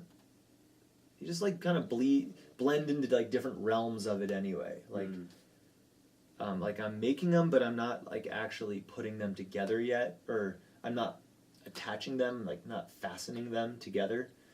I'm just kind of like making them and then leaving it, you know. And one got destroyed that way, and I just had to like have one of those like goodbye moments with your art, where you're just like, well, I guess I just fucking destroyed this because I didn't glue it together or whatever. And so it was just like a fleeting moment thing. It's like you make it, and then the wind blew it away, like a few hours after I'd made it. So I just had to enjoy it while I had it. Isn't that really crazy though to think of, like, though, like when people made art, you know, forever. I mean, up until just this last century. Besides writing and painting. Okay, I'm talking on my ass, but like, documentation wasn't as like accessible. You know what I mean? Like you can, I mean, I guess you could write music, but just like, it's weird to just think of how much people made art, and it did just get blown away in the wind. You know, just throughout history, like how much is just like, just infinite. You know? Yeah. And then it wasn't like. Because I know for me, I'm like obsessed with like, oh, get this out, release this, document this, do this. I mean, I'm making a podcast. It's just like documenting stuff. It's like, but it's weird to think of that aspect of where there's no documentation. Yeah, and you know, even like in music, there was that one point where people weren't putting their names on the music they were even writing too. Like they would do, like they just wouldn't sign it, or they wouldn't. And I remember learning about this in one of my history of Western music classes. About there's this one guy, I forget in which European country it was, but he was like this really like self-centered guy, and he like he just loved his like concertos or whatever it was, and he would sign his name, and then it like seriously just became a thing, where you put your name to the music. That's interesting. Yeah, I feel like, you know, if this is true, it's like it was like the one thing that like this one guy is responsible for why we like sign our name on a piece of music. I mean, I feel like maybe it would have happened eventually anyway, but I think this guy's like, you know, goes in like a literal history book as like, that was that guy who was the first person to sign his name on his whatever. I forget who it is, but I remember that. So that's interesting. That isn't. Yeah, it's because like that's with like blues music and the way that all kind of is with people stealing and borrowing, you know, and that's like so bad to do now. It's like so faux pas, but like in the early days, that was like what people did. It was just like, cool, just steal that from you. To maybe change the lyrics a little bit, but authorship is weird when like talking about art. But yeah, it's true. Then you can kind of get into like the more like mystical realm of it, of just like, do we really own art though, or are we just the vehicle for which it flows from the ether into the, you know, this dimension? You know what I mean? Yeah. You can't own. It's like you can't land, own that, dude. Man. Yeah, that I agree with though. Like, I agree with both to some. Like, I agree with both, but yeah, the whole land thing is such weird territory. Like, it's fucking weird. Owning land. I don't know what to say about it. I hope to own some land someday. Yeah. You know? Right, me too. That would be nice. But I just would, maybe it would be cool, like, I wonder what it would be like if that wasn't a thing, though. Yeah. And there were no borders. There was maybe some sort of border system, but there weren't borders. You know, especially between countries, like, where you'd need documentate. It's all tying together. You gotta document yourself, man. You need that documentation to get into another country. There was a time when we didn't have those documents. You just roamed. Yeah. I wonder if you just got your ass kicked if you just looked at all different, though, you know? Mm-hmm. You just, like, got immediately stabbed back in the day, like, if you didn't look exactly like everybody in whatever tribe you, like, stumble upon. Yeah. Like, hey, guys! Like, oh, fuck, that guy's pale as fuck. Kill him. That's Cody. Cody. Cody. You okay, So, let's talk about Colors of the Universe. Is that like your just like what you? It's a soul. It's just my solo thing, really. Just a solo thing. Just me on my own. When I have enough time for myself, which is rare, but I'll put something out every few years. You know, a collection of songs from some time. Like that's what that is. It's just me doing my own thing. It's very good. I love it. Thanks. I love it. I always want more, but I try not to be greedy with artists. It's so weird. Give me more. Well, it is when you make stuff. Everyone just wants and what else? It's like, well, that just took me fucking a long time, dude. Like, let me, and then Synthesizer is like another band you're in. Yeah. And well, I mean, it had its moment in time, I'd say. What's the album called? I can't think of it right now. The album is called Sun Damage. That's right, Yeah. Sun Damage. It is like, I have to talk about this if you want to. It is one of the best albums I've like ever heard. It's just up there with like all my favorite albums. You know, like when it transcends being good for whatever state you're in, and it's just like, people in fucking wherever would just love it. It's so good. I know that like a lot of people really love that album, and that's like, just like hope that kind of stuff gets noticed, one day. But it's there to be noticed. There's a lot of albums that like get discovered, but it's very much like that, where it's so unique, it's so good, and just, I mean, I'm a huge fan.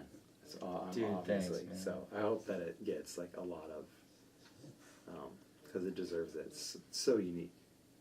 Yeah, maybe one day. I don't know. It was fun to do at the time. Yeah. It was like it was a project that I think I just needed to do. Everything felt right in the making of that, which I think helped the vibe. How long do you think it took overall to record it all? To record it? Not too long. I would actually average 2 songs a day. Okay. To fully record, like all of not except the vocals, but all the instruments. I would usually do 2 a day, and but what did take a long time was actually like post-production and mixing. I had to take like a month break from it at one point to just not hear it anymore. Yeah. And then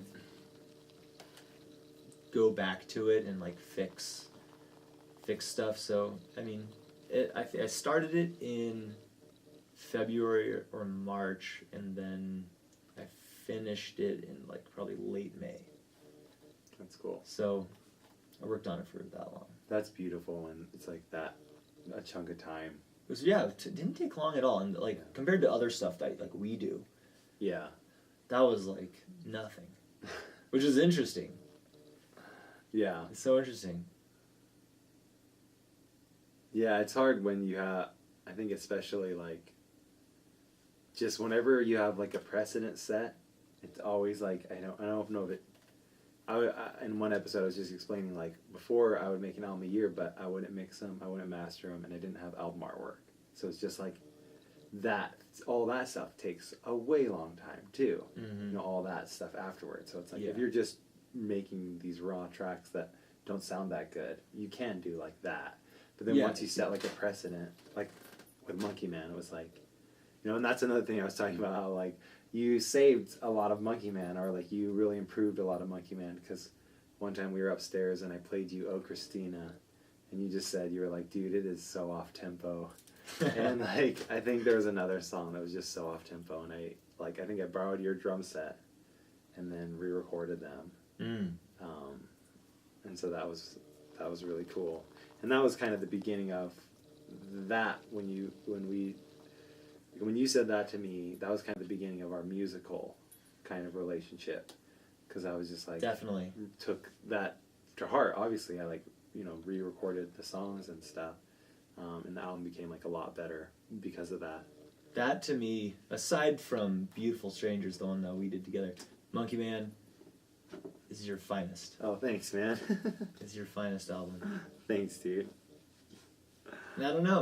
I mean, I feel like, all your albums are fucking great, but that one those moments in time that we were existing, like we had just met, it was like it's rare to like find a new like best friend when you're not like a young kid. Yeah, for sure. And we met when we were like in our early 20s or something like that, and it was just like boom. And so maybe it was like that, like like our like, oh dude, we're like, what, like you exist? Yeah, that's amazing. And then like, dude, your album is, you write some insane music, and between everything that like was going on, it was like one of those like epic summers too. Everything was just so perfect, and you just can't help but like cherish those moments. And then like Monkey Man was the soundtrack for that entire summer and like that whole winter and stuff. And it was like one of those like special moments where it's just like the music really defines the time that you're in. And that Monkey Man was like absolutely one of those like super inspirational types of things. Dude, thanks, man. Well, you helped out so much with it. I didn't do shit. No, you did. I mean, your input. You did a ton, man. And I had to wait for you to finish the masters before I could even hear it. Did I do that? Yeah. That's not cool. It's okay. It was worth it. Yeah, that was a really fun summer. That was like just a good fucking time. Like all those parties you guys were throwing at your house. Like that was like the only real like window of college. Because I didn't smoke or drink or do anything when I lived in Utah until like the very end. But people didn't party in Utah that I knew because it was like all Mormons. But when I got here, it was like that window of like hanging out with you, where it was like college parties, tons of people, tons of beer, tons of hot girls. Yeah. Just that, like, when I got that for like that 1 or 2 years that you guys were doing it, which was so nice because I just didn't get it in Utah at all. And then it's like, now I'm like too old to just like, I mean, I could still party, but like that college party is like, I'm not going to go to like that age party anymore. Right. So it's just like, I was glad to have like gotten that experience. Hell yeah, dude. It's in every movie, Yeah. It's like, you don't get it. It's kind of like cinematic. Yeah. That summer especially. Yeah, that was one of those things. So fun. Hard to explain, but everyone has moments like that. Yeah. Yeah, and make Monkey Man that album, whatever year you hear this. No, that was fun, man. That was like just a lot of fun that time. Yeah. And then we started to play in the band together. Yeah, and also that summer, we were also like, I would come down here, and like late at night, and we would just like make the weirdest music. I still have it too. We got to release it someday. Yeah. We have some weird shit. Black wax. Black wax. I had a fucking bunch of black earwax come out of my ear the other day. No. Yeah, I did. It wasn't black, but it was dark. It was gross. Black wax. Black wax. It's a sign to get that, to start working on that. We need to do it. No, those songs are really cool. I really want to do that. Yeah, we just need to do more of it too. Yeah. It's been a while since we've actually just done something like that. Yeah. It'd be fun. It's fun when you're first starting a project, because it's like everything's so wide open and you don't really know what you're doing at all. Yeah. There's no umbrella. Yeah.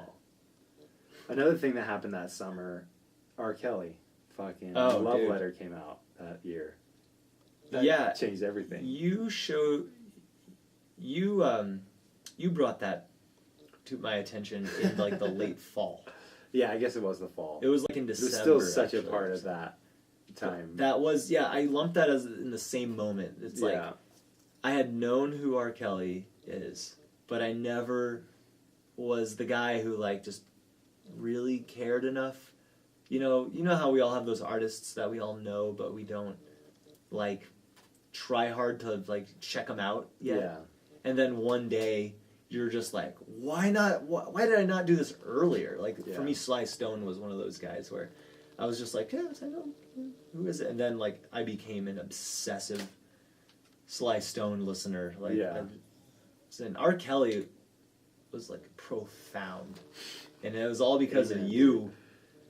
But I literally started listening to Love Letter either that night, the night before. It was within the like very short period of time, and I like wasn't sure if it was okay to like. Do you know what I mean? Like, right. I was just like, this is.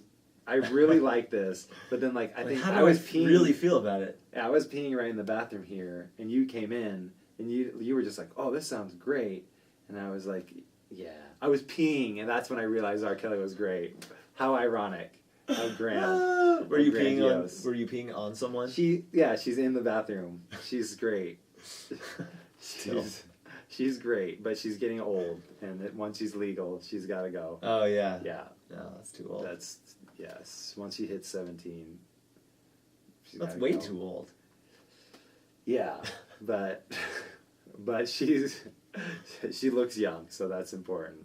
So okay, but R. Kelly, yeah, he's one of the best. I think he was one of the best songwriters of the '90s in this era right now. You have to look past the person's personal life shit, which, you know, the dude seems like, we both read his autobiography. Okay. The dude seems a little detached from reality. Like I can safely say he's living in his own world. But that's also kind of makes him R. Kelly, though, and what makes his music so good, because he lives in like this like delusions of grandeur type of like headspace, and like I think that really makes his music better.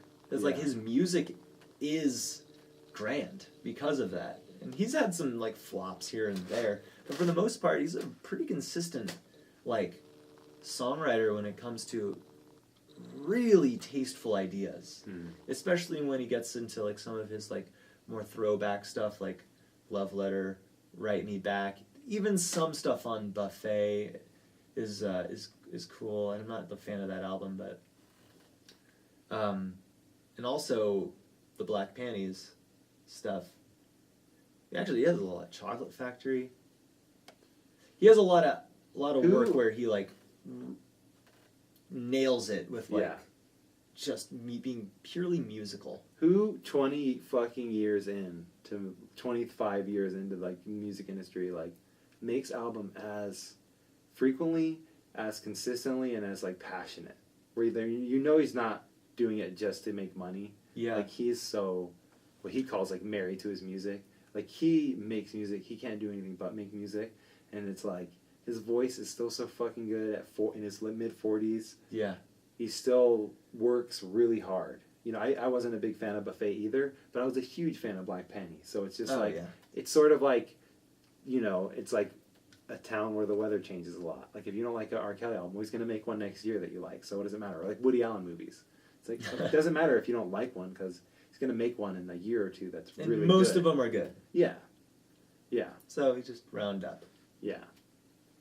But yeah, so he's so huge, man. He's, of course, we've played like tons of R. Kelly shows. Oh yeah. He's just influenced. So, I mean, my music, you know, got a lot more sexual, like Monkey Man has a song called Orgasm, but it's not. It's kind of sexual, I guess. I mean, it is, but like lyrically, then the next couple albums are sexual, and it's like I think R. Kelly is sort of like, and my love of R. Kelly was like.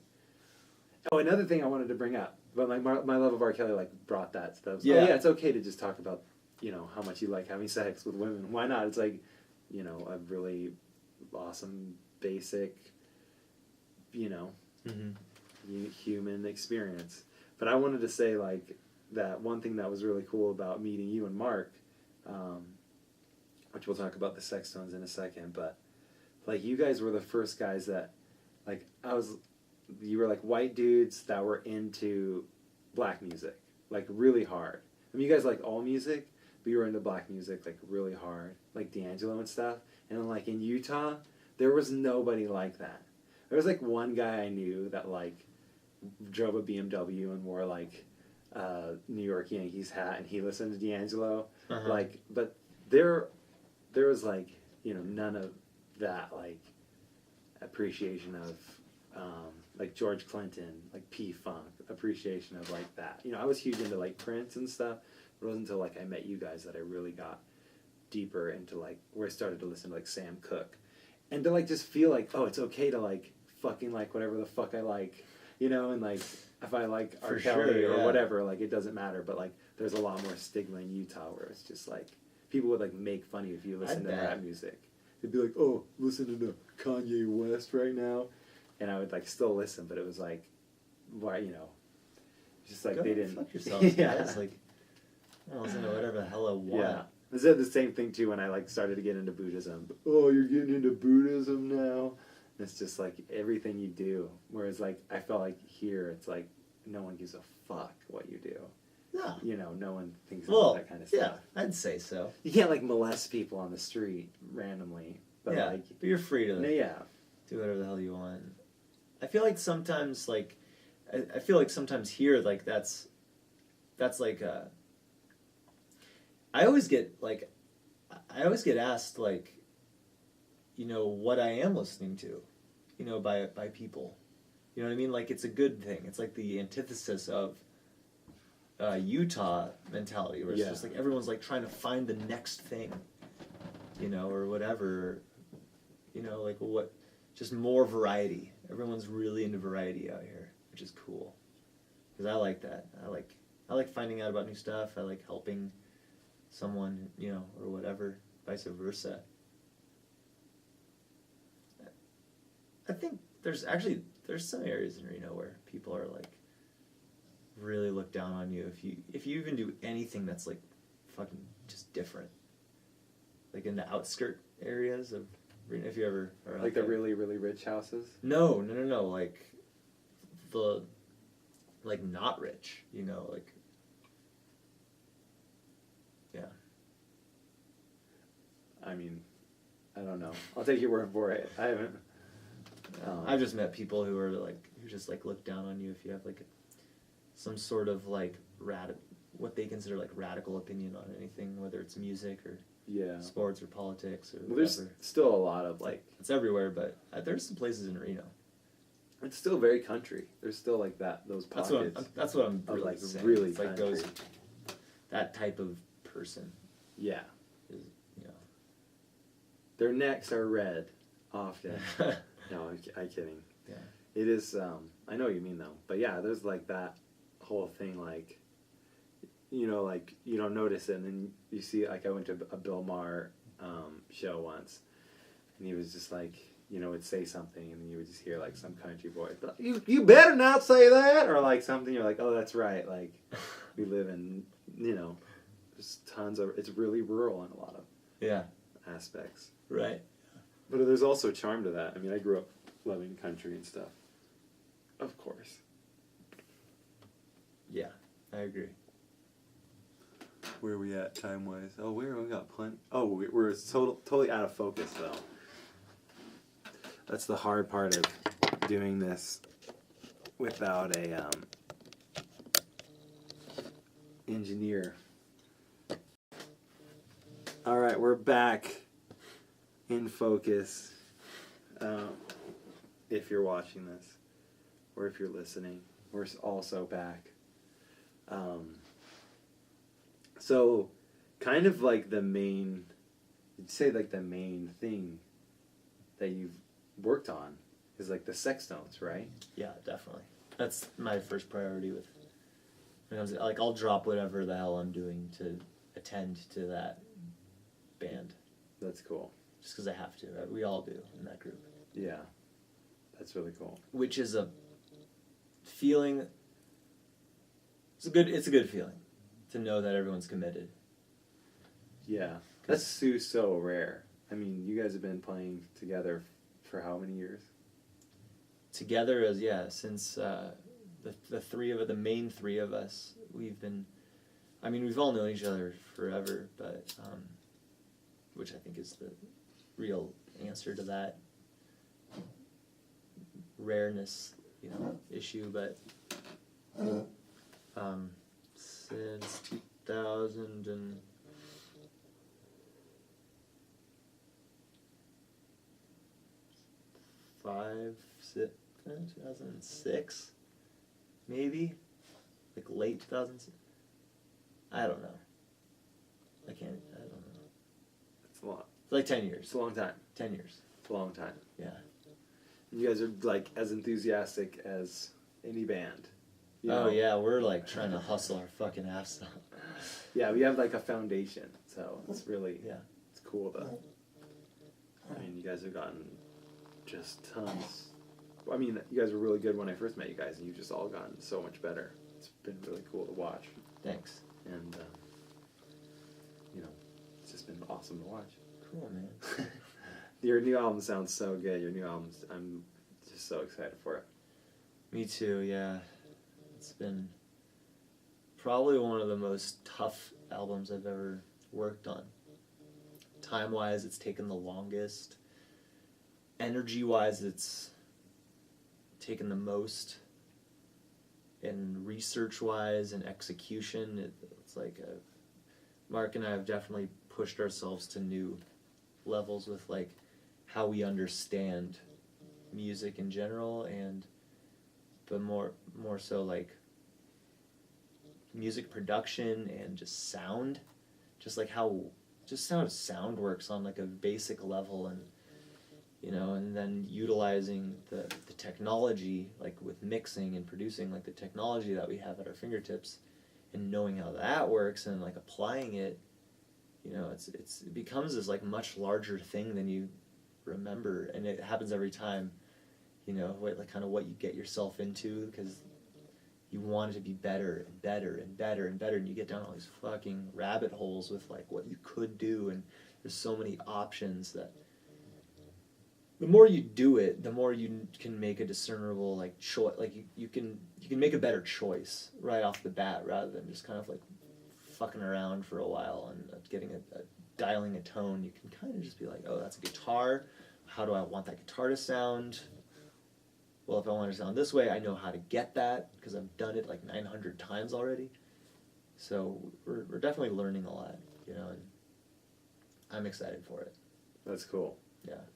That's cool. Are you and you have no like dates? You're just kind of taking it as it comes. No dates, but we are. I really want to finish it by the end of this month. Oh wow. Yeah, we recorded it in September, and we've been mixing it since December. Yeah. It's time. It's time. Yeah. So. And you guys had a band name change, kind of like a whole. Yeah. Did a rebrand. Rejuvenation. Do you feel like that's added a lot of excitement to the band? Yeah, I'd say it's added excitement, for sure. I'm excited about it. It's like so new to me that it makes me like really excited for like the future. I don't know. There's something about it that just makes it feel really fresh and like inviting to people, and also to myself. I like it a lot. Hell yeah, dude. That's fucking awesome. Yeah. Yeah, I'm really proud of it. So, that is thumbs up for me. It's a good feeling, dude. Speaking of feelings, where's that pipe? Oh, right here. Let's rip it. Are you gonna? Go ahead. No, I just did. I did the last song. Are you gonna sing a song? Do you want to sing a song? Do I want to sing a song right now? Can, if you want to, you can. What song? Whatever. You know, Colors of the Universe. I never remember the lyrics. Yeah, I know. I've had the hardest time with. It's so hard. I can't remember lyrics for the life of me. Well, I'm just saying it's free. I want to see you. Music. Dude, No. One of my music. favorite things. I just like watching you play a solo song. We have to play the theme song. Oh yeah, let's do that. Do you want to play the guitar for me on it? Is there a guitar part? We can. We're just making it up? We can play it. Yeah. I think it's probably in whatever key will work. What's your first note here? I think I played an F. Okay. Hey there, F.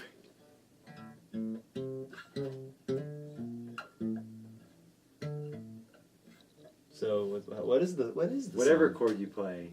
What is the song? It's like the. Oh. Alex is the only person who's ever heard these yet. Okay. Okay.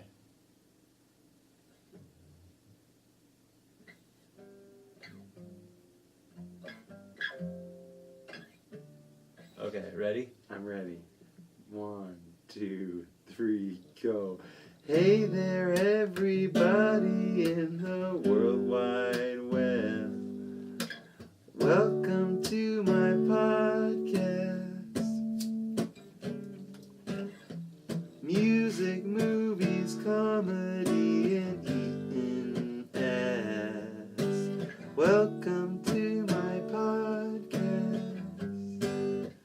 Welcome to my podcast. I kind of Nice. fucked up. No, that was I didn't hear anything. I just thought that sounded fun. That's such a beautiful song. It's just a song about. Eating ass. It's like, what's the most elaborate way I can come out of the closet when I'm an ass eater? I wrote a song. We should have done that. Everybody in the World Wide Web.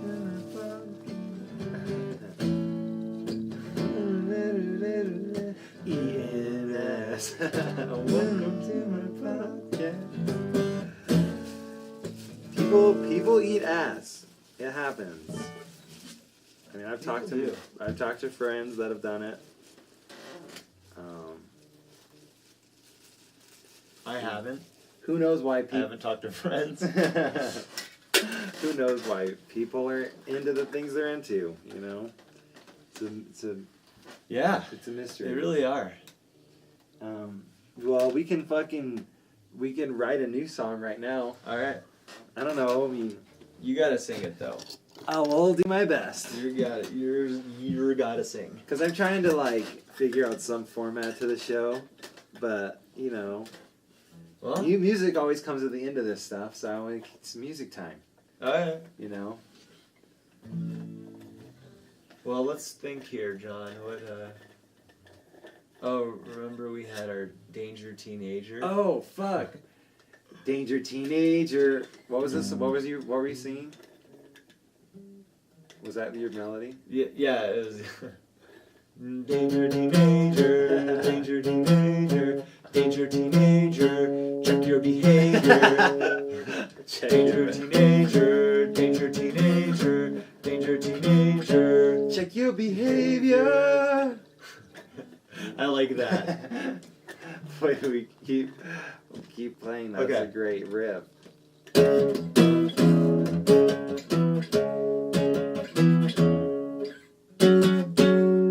Danger Teenager, Danger Teenager, Danger Teenager, Check your behavior. Danger This is like this is the kind of shit people would play like at Dare stuff, right? Like you know, like the don't do drugs thing. Drugs are bad, man. You'll understand, man, when you're on the side of the road. Oh wait, hold up. Let's get that right. Okay. Danger Teenager, Danger Teenager, Danger Teenager, check your behavior. Danger Teenager, Danger Teenager, Danger Teenager, Check your behavior. Shit, I forgot the words. Oh yeah. Drugs are bad, man. You'll understand, man, when you're on the side of the road. You're gonna know when you're sucking a cock for some crack rocks. That's when you're gonna know. Drugs, you should have said no. Danger Teenager, Danger teenager, check your danger behavior. behavior. Danger Teenager, Danger Teenager, Check your behavior. AIDS! Everybody except for you has AIDS. So if you have sex, chances are you'll get AIDS. So you best behave. Have sex, no AIDS. Don't have sex, you won't get AIDS, no. Danger Teenager, Danger Teenager, Danger Teenager, Check your behavior. Danger Teenager, Danger Teenager, Danger Teenager,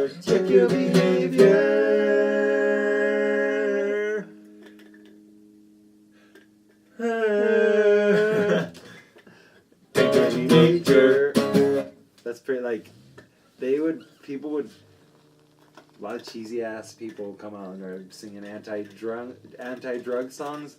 That would have been a Dare song, like, that you would have heard at, like, Dare camp. I feel like we just tapped into the 90s. Dude, no, that's what I'm saying. Dare, dude, the 90s. We were just there. And that kind of shit was the kind of shit that made you want to do the drugs. You're like... Just a whammy bar right there.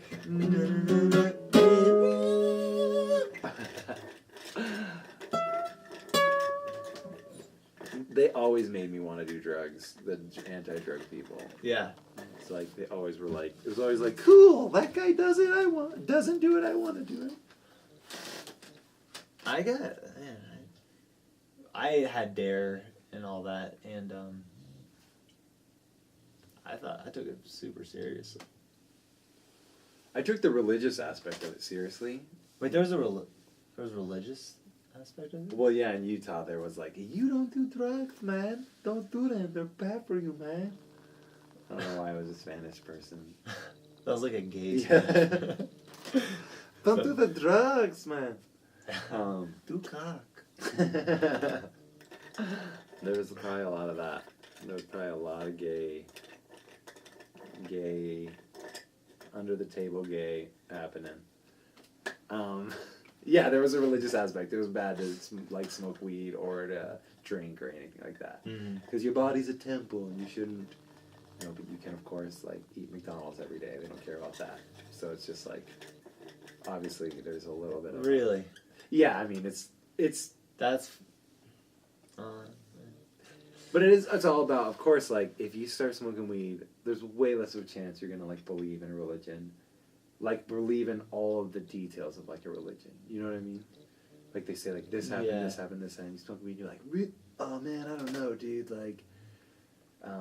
It's maybe I'm totally off topic here, but, it's like you walk into a room and someone's trying to hide the truth from you, and they're like, oh, and don't look in that closet. Don't go in there. Just don't go in there. You can look around the rest of the room, but yeah, don't go look in there. And then you're just like, I want to look in there. Yeah. And that there is drugs. And the room is God. That's... And does the door lock on the way in? Maybe. Yeah, because then once you've tried drugs, then you're never going back. This girl once told me that at her Sunday school, her Sunday school teacher was like, you're like a board, and let's just say that you do some drugs, and then you hammer the nail through the board, and then he pulled the nail out, and he's like, even if you stop doing drugs, there's still a hole in your board. It was just I don't know if I explained that well, but it was just a that's crazy... called doing something in life. You can never undo that thing in life. But it's that's a good point. But it's also just that's kind of he's trying to say you can't just that you're gonna get lacerated. Yeah. By the fucking... Mormonism is just awful. I mean, it's got some good things about it, but overall, I just think most... They were singing Danger Teenager. Dude, they were totally... They knew it, too. They knew I was going to start. But, I mean, I don't do any, I just smoke weed and take mushrooms pretty much, so, they've got to me on some level, I'm not, someone who just... So, everybody fucking... I don't know. Yeah, they got to me on some level, I guess. Danger Teenager... Change your behavior. Check your behavior. Preach to your savior. That's where they get you. That's the other lyric. That's where they get you. Let's do another song. All right. I don't know if you've seen any of the episodes where I just start playing songs. I've seen 3. Just start. One of my favorite chords. That is a beaut. D6.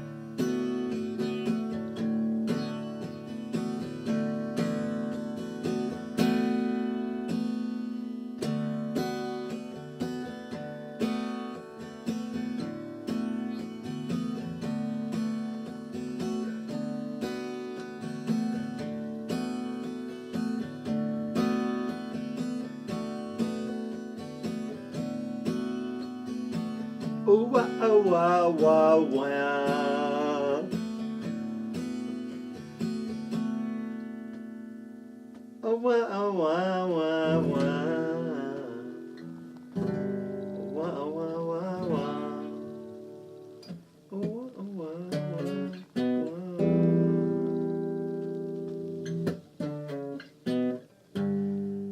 Wow, wow,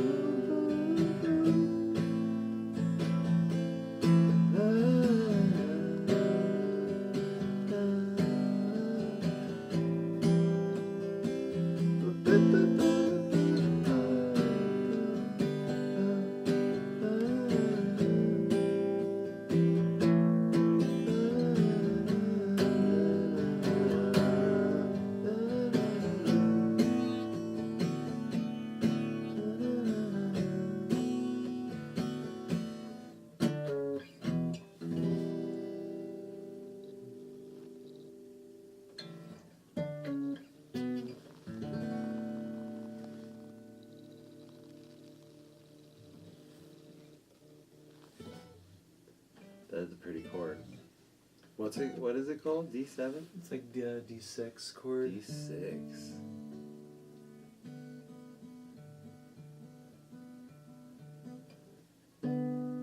Yeah, it just resonates nice on the guitar.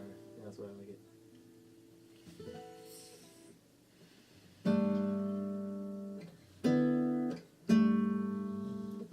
You said you've been listening to a lot of classical music?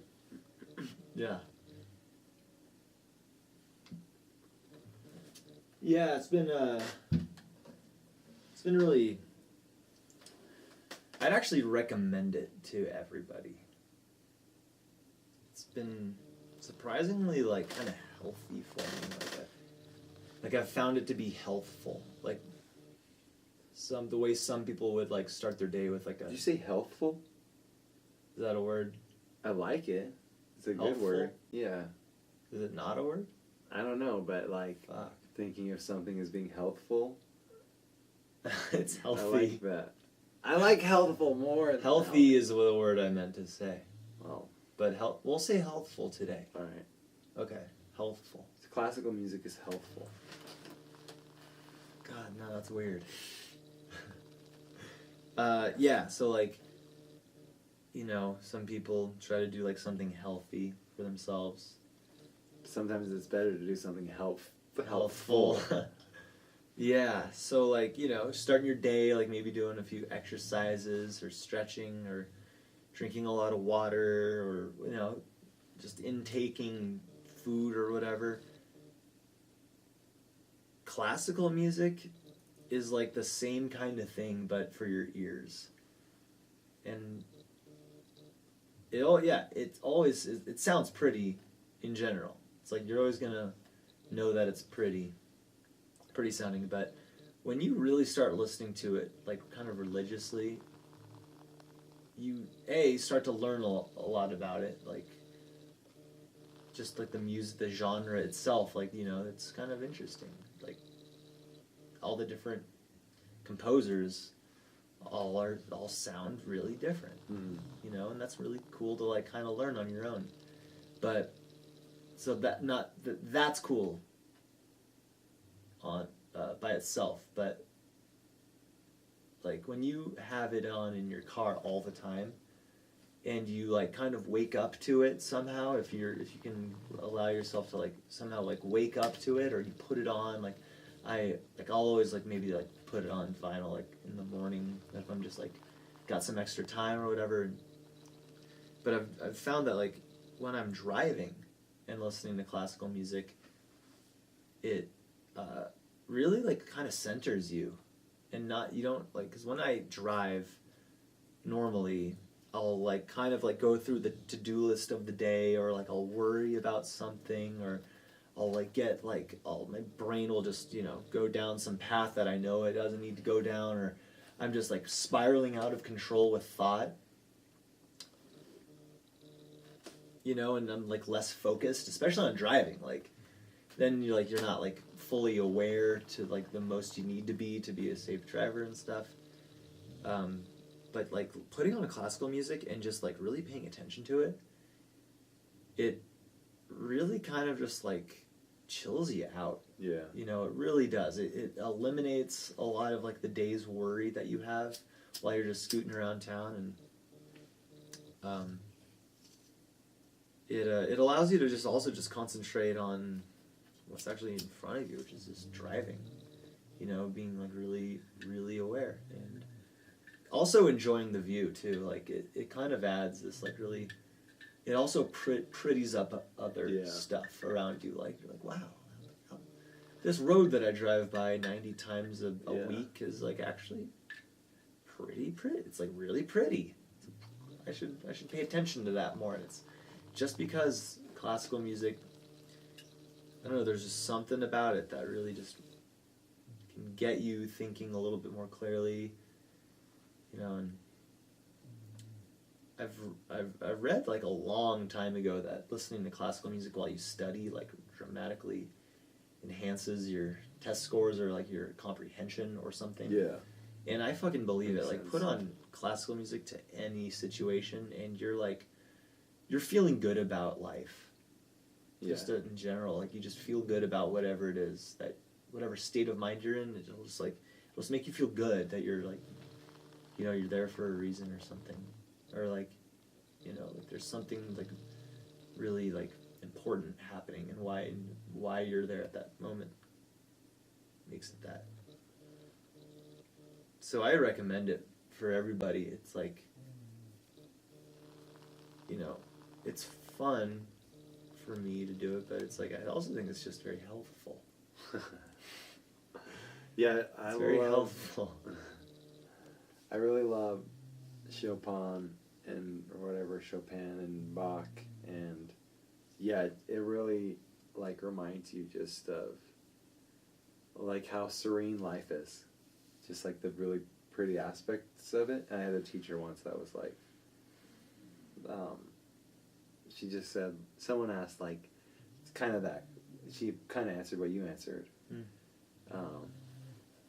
But someone was like, what, is there a point to listening to classical music? Like, and she was like, well, I think everyone talks like that to me. Yeah, at I was school. just thinking about that. In my memories, that's how they talk. But Yeah.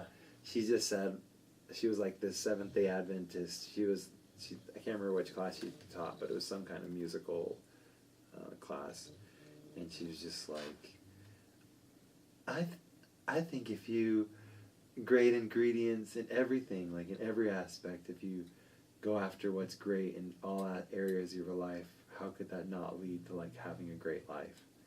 Something like that, you know.